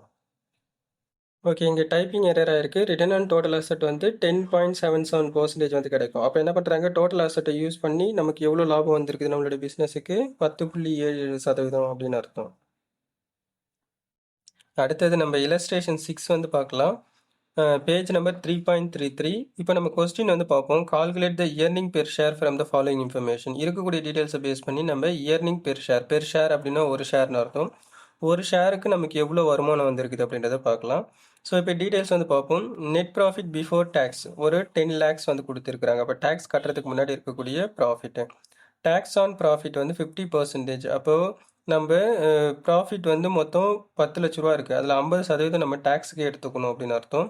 அதுக்கு அடுத்தது 15% ப்ரிஃபரன்ஸ் ஷேர்ஸ் கேபிட்டல் ₹10 ஈச். ஒரு ஷேரோட ப்ரிஃபரன்ஸ் ஷேரோட ரேட் வந்து 10 ரூபா. அமௌண்ட் ஆஃப் ப்ரிஃபரன்ஸ் ஷேர் வந்து பார்த்தீங்க அப்படின்னா 2 lakhs. ஈக்விட்டி ஷேர் கேபிட்டல் வந்து 4700 நம்பர் ஆஃப் ஷேர்ஸ் இருக்குது. ஒரு ஷேரோட ரேட் வந்து ₹10. So amount of equity shares வந்து பார்த்தீங்கன்னா 4,70,000 வந்து இருக்குது. இப்போ நம்ம ஆன்சர் வந்து பார்க்கலாம். இப்போ நம்ம ஆன்சர் பார்க்கறது முன்னாடி நோட்ஸ் வந்து பார்ப்போம். ஒர்க்கிங் நோட்ஸ் வந்து பார்க்கலாம். ஒர்க்கிங் நோட்ஸ் வந்து என்ன சொல்லியிருக்காங்கன்னா, calculation of net profit after tax and preference dividend. So அப்போ net profit after tax and preference டிவிடெண்டோட வேல்யூ என்னன்னு சொல்லிட்டு நம்ம கண்டுபிடிக்கணும். அதுக்கப்புறமேட்டு தான் நம்மளால் இயர்னிங் பெர் ஷேர் வந்து கண்டுபிடிக்க முடியும். ஸோ ஃபஸ்ட்டு நம்மளோட கொஸ்டினில் இருக்கக்கூடிய டீடைல்ஸ் வந்து எடுத்துக்கலாம். நெட் ப்ராஃபிட் பிஃபோர் டேக்ஸ் வந்து 10 lakhs. நம்ம ஸ்டேட்மெண்ட்டை கிரியேட் பண்ணிக்கலாம். 10 lakhs நம்ம மென்ஷன் பண்ணியாச்சு. Less tax on profit. So இப்போ ப்ராஃபிட்டில் இருந்து நம்ம டேக்ஸ் வந்து 50% கொஸ்டினில் சொல்லியிருக்கிறாங்க. அப்போ 10 lakhsல 50% கண்டுபிடிச்சோம்னா 5 lakhs வந்து வரும்.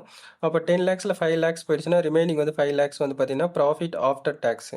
இப்போ நம்ம ப்ராஃபிட் இன்ட்ரெஸ்ட் ஆஃப்டர் டேக்ஸ் கண்டுபிடிச்சாச்சு. தென் லெஸ் ப்ரிஃபரன்ஸ் டிவிடெண்ட்டை கண்டுபிடிக்கணும், கழிக்கணும். அப்போ ப்ரிஃபரன்ஸ் டிவிடெண்ட் வந்து எவ்வளோ இருக்குது? இந்த ப்ரிஃபரன்ஸ் ஷேருக்கு முன்னாடி இருக்கக்கூடிய பர்சன்டேஜ் 15% அப்படின்றது தான் ப்ரிஃபரன்ஸ் டிவிடெண்டோட பர்சன்டேஜ். அப்போது 2 lakhs வந்து அமௌண்ட் ஆஃப் ப்ரிஃபரன்ஸ் ஷேர்ஸ் வந்து இருக்குது. இந்த அமௌண்ட் ஆஃப் ப்ரிஃபரன்ஸ் ஷேர் 2 lakhsல 15% நம்ம கண்டுபிடிச்சோம்னா 30,000 வந்து ப்ரிஃபரன்ஸ் டிவிடெண்ட் வந்து கிடைக்கும். அப்போ 5 lakhsல 30,000 போயிடுச்சுன்னா 4,70,000 அப்படின்றது வந்து profit after tax and preference dividend அப்படின்னு அர்த்தம்.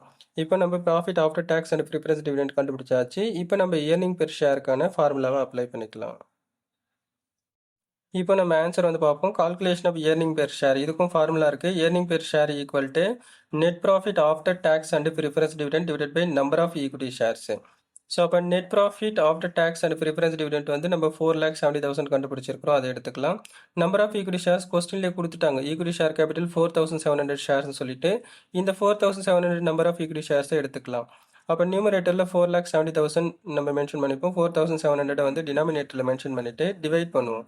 ஸோ டிவைட் பண்ணும்போது நமக்கு வந்து பார்த்திங்கன்னா 100 வந்து வரும். அந்த 100 வந்து பார்த்திங்கன்னா நம்ம பர்சன்டேஜ் கிடையாது. ஒரு சில ஃபார்முலாக்கு மட்டும்தான் 100% வரும். ஒரு சில இதில் வந்து பார்த்திங்க அப்படின்னா நமக்கு ருப்பீஸில் இல்லை டைம்ஸ் அப்படின்ற நேமில் வந்து வரும்.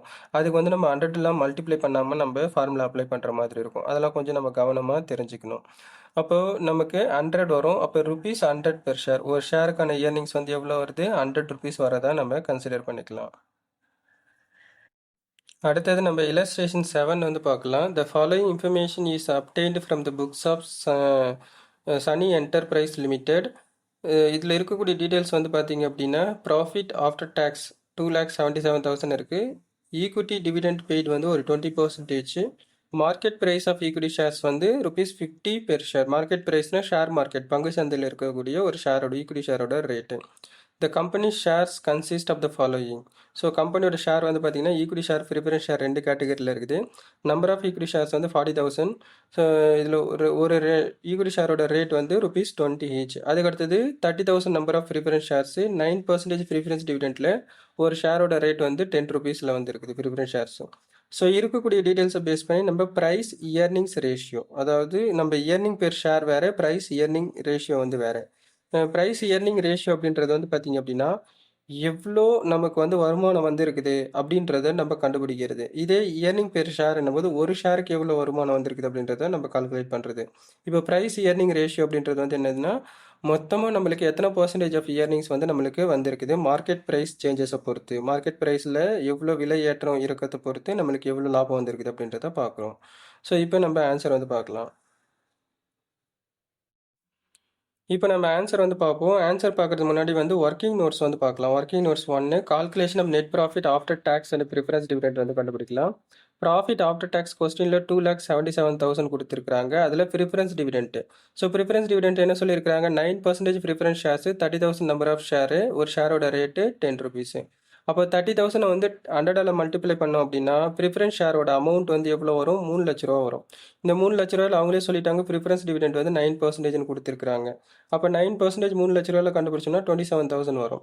அப்போ 2,77,000ல 27,000 நம்ம கழிச்சோம் அப்படின்னா நமக்கு 2,50,000 வரும். This is called profit after tax and preference dividend. அதுக்கடுத்து இப்போ நம்ம ஆன்சர் வந்து பார்ப்போம். ஸோ இப்போ நம்ம ஆன்சர் வந்து பார்க்கலாம். ஃபஸ்ட்டு வந்து நம்ம ப்ரைஸ் இயர்னிங் ரேஷியோ கண்டுபிடிக்கிறதுக்கு முன்னாடி இயர்னிங்ஸ் பெர் ஈக்விட்டி ஷேர்ஸ் வந்து நம்ம கண்டுபிடிக்கணும். இபிஎஸ் இயர்னிங் பெர் ஷேர் வந்து நம்ம கண்டுபிடிக்கணும். அதுக்கப்புறமேட்டு தான் நம்மளால் ப்ரைஸ் இயர்னிங் ரேஷியோ கண்டுபிடிக்க முடியும். இப்போ இயர்னிங் பெர் ஷேர் ஈக்விட்டி ஷேரோட ஃபார்முலா அப்ளை பண்ணிப்போம். Net profit after tax and preference dividend divided by number of equity shares. Net profit after tax and preference dividend எவ்வளோ கண்டுபிடிச்சோம்? ₹2,50,000. அதை எடுத்துக்கலாம். நம்பர் ஆஃப் ஈக்விட்டி ஷேர்ஸ் வந்து இந்த இடத்துல கொஸ்டினில் எவ்வளோ கொடுத்துருக்காங்க? 40,000 ஈக்விட்டி ஷேர்ஸ் தான் வந்து நம்பர் ஆஃப் ஈக்விட்டி ஷேர்ஸ். அப்போது 2,50,000ல் 40,000 நம்பர் ஆஃப் ஈக்விட்டி ஷேர்ஸால் டிவைட் பண்ணும்போது நமக்கு 6.25 வந்து ஒரு ஷேருக்கான இயர்னிங்ஸாக கிடைக்கும். இயர்னிங் பெர் ஷேர் வந்து 6.25 பெர் ஷேர். அடுத்தது இப்போ நம்ம ப்ரைஸ் இயர்னிங் ரேஷியோ கண்டுபிடிக்கலாம். ப்ரைஸ் இயர்னிங் ரேஷியோக்கான ஃபார்முலா பார்ப்போம். PRE ratio market price per equity shares divided by earning per share. நம்ம இயர்னிங் பெர் ஷேர் ஆல்ரெடி கண்டுபிடிச்சிட்டோம். 6.25 பெர் ஷேர். அதை நம்ம எடுத்துக்கலாம். Market price per share equity shares வந்து கொஸ்டின்லேயே கொடுத்துருக்காங்க. Market price of equity shares வந்து ₹50 பெர் ஷேர். அதையும் நம்ம எடுத்துக்கலாம். இப்போது நம்ம என்ன பண்ணிப்போம் அப்படின்னா ஃபார்முலா அப்ளை பண்ணிப்போம். மார்க்கெட் ப்ரைஸ் 50 நியூமரேட்டர்லையும் இயர்னிங் பெர் ஷேர் வந்து நம்ம 6.25 வந்து டினாமினேட்டரில் மென்ஷன் பண்ணி டிவைட் பண்ணுவோம். அப்போ 50 வந்து 6.25ல் டிவைட் பண்ணும்போது நமக்கு 8 வந்து கிடைக்கும். இங்கே வந்து ப்ரைஸ் இயர்னிங் ரேஷியோ பொறுத்த வரைக்கும் வரக்கூடிய ரிசல்ட் வந்து டைம்ஸ்னு சொல்லிட்டு மென்ஷன் பண்ணிக்கணும். அப்போ 8 டைம்ஸ் அப்படி சொல்லிட்டு நம்ம மென்ஷன் பண்ணிக்கலாம். ஸோ அடுத்தது வந்து பார்த்தீங்கன்னா illustration 8 பேஜ் நம்பர் 3.35 வந்து பார்க்கலாம். illustration 8 வந்து பார்ப்போம். Compute the payout ratio from the data provided by the Equipment Leasing Company Limited. Also ascertain the retained earnings ratio. அப்போ payout ratioன்னு சொல்லிட்டு ஒன்று கண்டுபிடிக்கணும். நெக்ஸ்ட் retained earnings ratioன்னு சொல்லிட்டு இன்னொன்று கண்டுபிடிக்கணும்.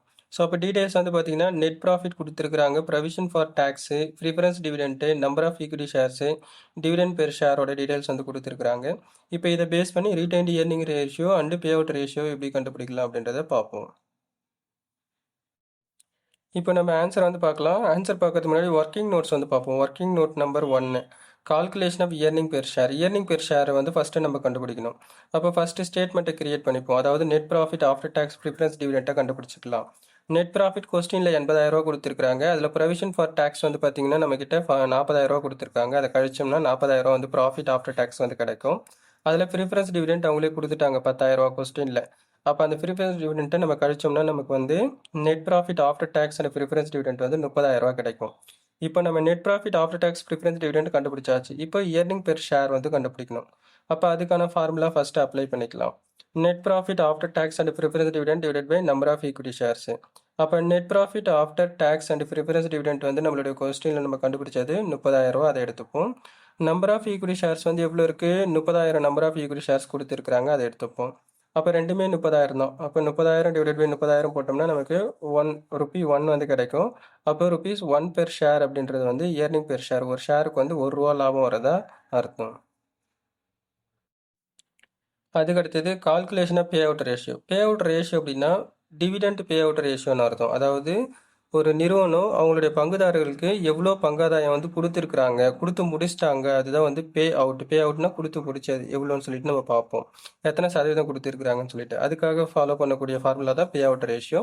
இப்போ இதுக்கான ஃபார்முலா வந்து பார்த்தீங்கன்னா pay out ratio equal to equity dividend divided by net profit after tax and preference dividend into 100. So அப்போ ஈக்விட்டி டிவிடெண்ட் வந்து பார்த்தீங்கன்னா நம்ம கண்டுபிடிக்கணும். ஃபஸ்ட்டு நம்ம ஃபார்முலாக்கு தேவையான டேட்டா எடுத்துக்கலாம். ஈக்விட்டி டிவிடெண்ட்டுக்கு வந்து நம்பர் ஆஃப் ஈக்விட்டி ஷேர்ஸு பெருக்கல் டிவிடெண்ட் பெர் ஷேர். அப்போ நம்பர் ஆஃப் ஈக்விட்டி ஷேர்ஸ் நம்மளுடைய கொஸ்டினில் எவ்வளோ இருக்குது? 30,000 ஷேர் இருக்குது. டிவிடெண்ட் பெர் ஷேர் வந்து கொஸ்டினில் எவ்வளோ கொடுத்துருக்குறாங்க? டிவிடெண்ட் பெர் ஈக்விட்டி ஷேர்ஸ் வந்து 0.45. அப்போ 30,000ல் வந்து 30,000ல் 0.45 நம்ம மல்டிப்ளை பண்ணோம் அப்படின்னா நமக்கு 13,500 கிடைக்கும். 30,000 பெருக்கல் 0.45 போட்டோம்னா 13,500 வந்து ஈக்விட்டி டிவிடெண்ட்டாக கிடைக்கும். Net profit after tax and preference dividend வந்து நம்ம இப்போ தான் ரீசெண்டாக கண்டுபிடிச்சது. ஒரு 30,000 கண்டுபிடிச்சிருப்போம். அதை நம்ம எடுத்துக்கலாம். அதுக்கு அடுத்தது வந்து பார்த்தீங்கன்னா இப்போ நம்ம ஃபார்முலாவை அப்ளை பண்ணிப்போம். 13,500 வந்து நியூமரேட்டரில் மென்ஷன் பண்ணிக்கலாம். 30,000 டிவைடட் பையாக போட்டு டினாமினேட்டரில் டிவைட் பண்ணோம்னா நமக்கு வந்து 0.45 வந்து கிடைக்கும். அந்த 0.45 வந்து 100ஆல் மல்டிப்ளை பண்ணோம்னா 45% வந்து நம்மளுக்கு என்னவா கிடைக்கும்னா பே அவுட் ரேஷியோ கிடைக்கும். அப்போ 45% வந்து பே அவுட் ரேஷியோக்கான ஆன்சர். அடுத்தது இதே கொஸ்டினில் வந்து செகண்ட் வந்து பார்த்தீங்கன்னா ரீடைன்டு இயர்னிங்ஸ் ரேஷியோ வந்து கண்டுபிடிக்க சொல்லியிருக்காங்க. அப்போ கால்குலேஷன் ஆஃப் ரீடைன்டு இயர்னிங்ஸு இதுக்கு வந்து பார்த்தீங்கன்னா நம்ம ஃபார்முலா அப்ளை பண்ணிக்கலாம். இப்போ ரீடைன்டு இயர்னிங்ஸ் ரேஷியோக்கான ஃபார்முலா வந்து பார்ப்போம். Retained earnings ratio equal to retained earnings divided by net profit after tax and preference dividend into 100. Retained இயர்னிங்ஸ்க்கு வந்து நம்ம எப்படி கண்டுபிடிக்கலாம்னு பார்த்தோம்னா net profit after tax and preference dividend பெருக்கல் ஈக்விட்டி டிவிடெண்ட். ஸோ அப்போ நமக்கு net profit after tax and preference dividend நம்ம ஆல்ரெடி கண்டுபிடிச்சி வச்சிருக்கோம் கொஸ்டினில். அது வந்து ஃபஸ்ட்டு ஸ்டெப்பில் அது ஒரு 30,000 இருக்கும், அதை எடுத்துக்கலாம். அதில் வந்து பார்த்தீங்க அப்படின்னா ஈக்விட்டி டிவிடெண்ட்டை நம்ம கழிச்சிக்கணும்.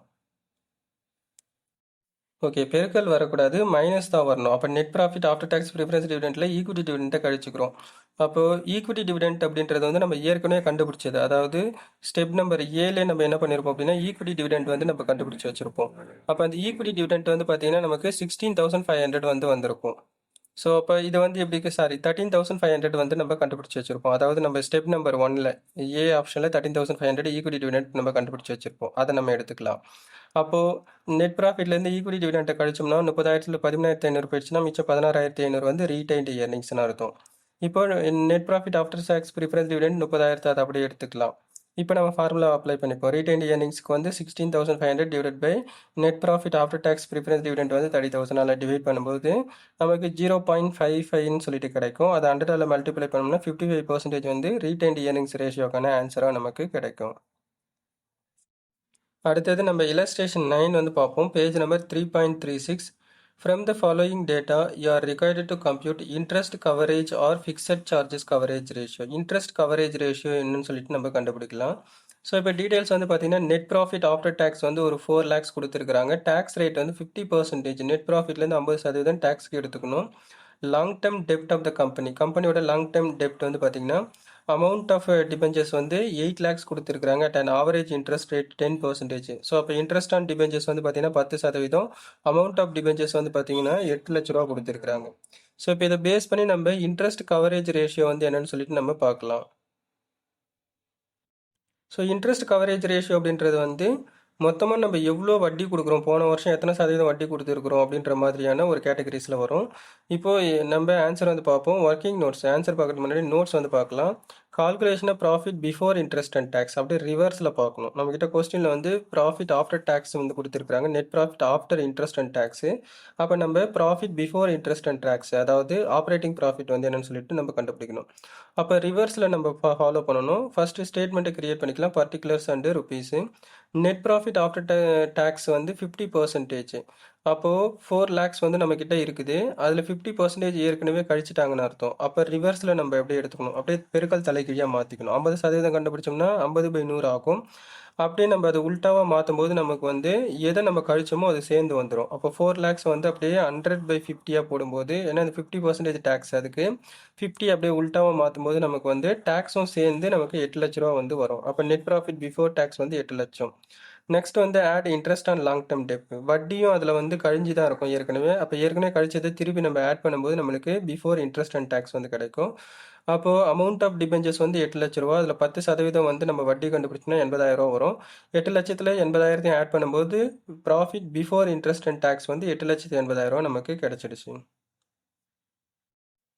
இப்போ நம்ம ஆன்சர் வந்து பார்க்கலாம். Calculation of interest coverage ratio or fixed charges cover ratio. அதாவது ஃபிக்ஸட் சார்ஜஸ்னாலும் வருஷம் நம்ம என்ன பண்ணுறோம், எவ்வளோ வட்டியோ அதை நம்ம கொடுத்தே ஆகணும். Whether the company earns profit or not. So அவங்க என்ன பண்ணணும் அப்படின்னா வட்டி கொடுக்கணும்னு அர்த்தம். அப்போது interest coverage or fixed charges ratio வந்து பார்த்தீங்கன்னா formula profit before interest and tax divide by fixed interest charges. Profit before interest and tax வந்து 8,80,000 ரூபாய் நம்ம கண்டுபிடிச்சிட்டோம்.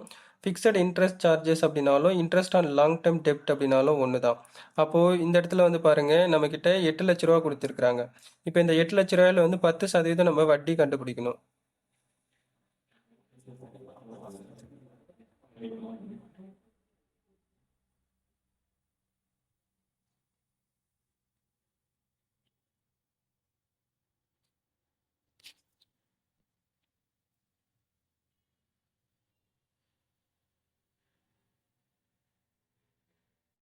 அதுக்கடுத்தது நம்ம வட்டி வந்து நம்ம கண்டுபிடிக்கணும். இப்போ வட்டி கண்டுபிடிக்கிறதுக்கு வந்து பார்த்தீங்க அப்படின்னா, நமக்கு ஆல்ரெடி நம்ம கண்டுபிடிச்சு வச்சிருப்போம். இன்ட்ரெஸ்ட் ஆன் லாங் டெர்ம் டெப்ட் வந்து ரூ. 8,00,000 10% கண்டுபிடிச்சோம்னா ரூ. 80,000 வந்து வரும்.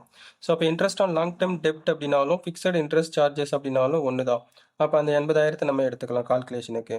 அப்போ நியூமரேட்டரில் 8,80,000 profit before interest and tax, டினாமினேட்டரில் வந்து 80,000 ஃபிக்ஸட் இன்ட்ரெஸ்ட் சார்ஜஸ் வந்து நம்ம டிவைட் பண்ணும்போது நமக்கு 11 வந்து கிடைக்கும் ரிசல்ட்டு. அப்போ பக்கத்தில் வந்து 11 டைம்ஸ் அப்படி சொல்லிட்டு, அப்போது வட்டி வந்து நம்ம ஒரு வருஷத்துக்கு எத்தனை தடவை கொடுத்துருக்குறோம்? 11 தடவை கொடுத்துருக்கிறத நம்ம கன்சிடர் பண்ணிக்கலாம். அடுத்தது இல்லஸ்ட்ரேஷன் 10 வந்து பார்க்கலாம். Page number 3.37. The capital of Murugappa Company Limited is as under 50,000 number of equity shares at rupees 10 each. Share price வந்து ஒரு ஷேரோட ரேட் வந்து 10 ரூபா. அமௌண்ட் ஆஃப் equity ஷேர்ஸ் வந்து 5 lakhs இருக்குது. Then 40,000 number of preference shares 10% preference dividend rupees 10 each. ஒரு ஷேரோட price வந்து பார்த்தீங்கன்னா 10 rupees. Amount of preference shares வந்து 4 lakhs இருக்குது. டோட்டல் ஷேர்ஸ் வந்து பார்த்தீங்கன்னா 9 lakhs வருது. The following information is obtained from the books of the company. Profit after tax வந்து 5 lakhs. Equity dividend வந்து 25% கொடுக்குறதா சொல்லியிருக்காங்க ஈக்விட்டி ஷேர் ஹோல்டருக்கு. Market price of equity shares வந்து ஒரு ஷேரோட மார்க்கெட் ப்ரைஸ் வந்து ஷேர் மார்க்கெட் ப்ரைஸ் வந்து 15 ரூபா ஒரு ஷேருக்கு. இருக்கக்கூடிய டீடைல்ஸை பேஸ் பண்ணி நம்ம டிவிடெண்ட் ஈல்டு ரேஷியோ எவ்வளோ அப்படின்றத நம்ம எப்படி கண்டுபிடிக்கலான்றதை பார்ப்போம். இப்போ நம்ம ஆன்சர் வந்து பார்க்கலாம். ஆன்சர் பார்க்கறதுக்கு முன்னாடி நோட்ஸ் வந்து பார்ப்போம். Working note 1 calculation of dividend per share. ஒரு ஷேருக்கான டிவிடெண்ட் எவ்வளோ அப்படின்றத பார்ப்போம். ஸோ டிவிடெண்ட் பெர் ஷேருக்கான ஈக்குவேஷன் வந்து பார்த்தீங்கன்னா dividend per share equal to face value per share பெருக்கல் dividend rate. Face value per share வந்து பார்த்தீங்கன்னா இந்த இடத்துல வந்து பார்த்தீங்கன்னா நம்ம ஈக்விட்டி ஷேரோட வேல்யூ தான் நம்ம எடுத்துக்கணும். So face value per share வந்து நம்மளுடைய கொஸ்டினில் வந்து எவ்வளோ கொடுத்துருக்குறாங்க? ஈக்விட்டி ஷேர்ஸுக்கு வந்து பார்த்தீங்கன்னா ஈக்விட்டி ஷேரோட டீடைல்ஸ் தான் எடுக்கிறோம். அப்போ 10 ரூபா ஒரு ஷேரோட ப்ரைஸ் அதை நம்ம எடுத்துக்கிறோம். டிவிடெண்ட் ரேட் வந்து பார்த்தீங்கன்னா 25%. ஈக்விட்டி டிவிடெண்டோட ரேட் வந்து 25%. அப்போ 10 ரூபாயில் 25% கண்டுபிடிச்சோம்னா ஒரு ஷேருக்கான ஈக்விட்டி டிவிடெண்ட் பெர் ஷேர் வந்து 2.5 பெர் ஷேர் வந்து நமக்கு கிடைக்குது. அடுத்தது இப்போ ஆன்சர் வந்து பார்ப்போம். Calculation of dividend yield ratio. இது நம்ம முழுக்க வந்து பார்த்தீங்கன்னா ஈக்விட்டி ஷேரை வச்சே நம்ம எடுத்துக்கலாம். நமக்கு ப்ரிஃபரன்ஸ் ஷேர்ஸ் வந்து நம்மளோட கொஸ்டினுக்கு இரலவெண்ட். அது நம்மளுக்கும் அதுக்கும் சம்மந்தம் கிடையாது. ஸோ அது நம்மளை கன்ஃபியூஸ் பண்ணுறதுக்காக கொடுத்து வச்சிருக்கிறாங்க. நம்மளுக்கிட்ட கேட்டது டிவிடெண்ட் ஈல்டு ரேஷியோ தான். அப்போ நம்ம வெறும் ஈக்விட்டி ஷேர்ஸை மட்டும் நம்ம எடுத்துட்டா போதும். அப்போது நெக்ஸ்ட் வந்து பார்த்தீங்கன்னா இப்போ ஆன்சர் வந்து பார்க்கலாம். Calculation of dividend yield ratio. Dividend yield ratio equal to dividend per share divided by market price per share into 100. அப்போ dividend per share 2.5 per share வந்து நம்ம எடுத்தாச்சு. அதை நியூமரேட்டரில் மென்ஷன் பண்ணிப்போம். So market price per share வந்து கொஸ்டின்லேயே கொடுத்துட்டாங்க. Market price of equity shares வந்து 15 ரூபா. அதை நம்ம எடுத்துப்போம். அப்போ 2.5 வந்து 15 டிவைட் பண்ணோம்னா நமக்கு வந்து 0.1667 அந்த சம்திங் போயிட்டு இருக்கும். அப்போது அதை நம்ம 100 மல்டிப்ளை பண்ணோம் அப்படின்னா 16.67% வந்து dividend yield ratio. Dividend yield ரேஷியோனா நம்ம டிவிடெண்ட் மூலயமா வந்து ஒரு இன்வெஸ்டாருக்கு எவ்வளோ லாபம் வந்திருக்குது அப்படின்றத கன்சிடர் பண்ணுறதுக்கான ரேஷியோ. இது வந்து இன்வெஸ்டர் பாயிண்ட் ஆஃப் வியூவில் கால்குலேட் பண்ணுறதுக்கான ratio. That's all. So video பார்த்து முடிச்சதுக்கப்புறமேட்டு உங்களுக்கு ஏதாவது டவுட் வருது அப்படின்னா நீங்கள் காமெண்ட்டில் நீங்கள் அதில் மென்ஷன் பண்ணலாம். நெக்ஸ்ட்டு நம்மளுடைய சேனலில் டிஸ்கிரிப்ஷன் வந்து இருக்கும். சேனலில் டிஸ்கிரிப்ஷனில் வந்து பார்த்தீங்கன்னா டெலகிராம் சேனலோட லிங்க் இருக்கும். அதை யூஸ் பண்ணி நீங்கள் அதில் ஜாயின் பண்ணுங்கள். உங்களுக்கு தேவையான நோட்ஸ் எல்லாம் நாங்கள் ஷேர் பண்ணுவோம். நெக்ஸ்ட் நம்மளுடைய சேனலில் மெம்பர்ஷிப் ஆப்ஷன் இருக்கும். ஸோ நீங்கள் மெம்பர் ஆகிட்டீங்க அப்படின்னா உங்களுக்கு இன்ஸ்டன்ட்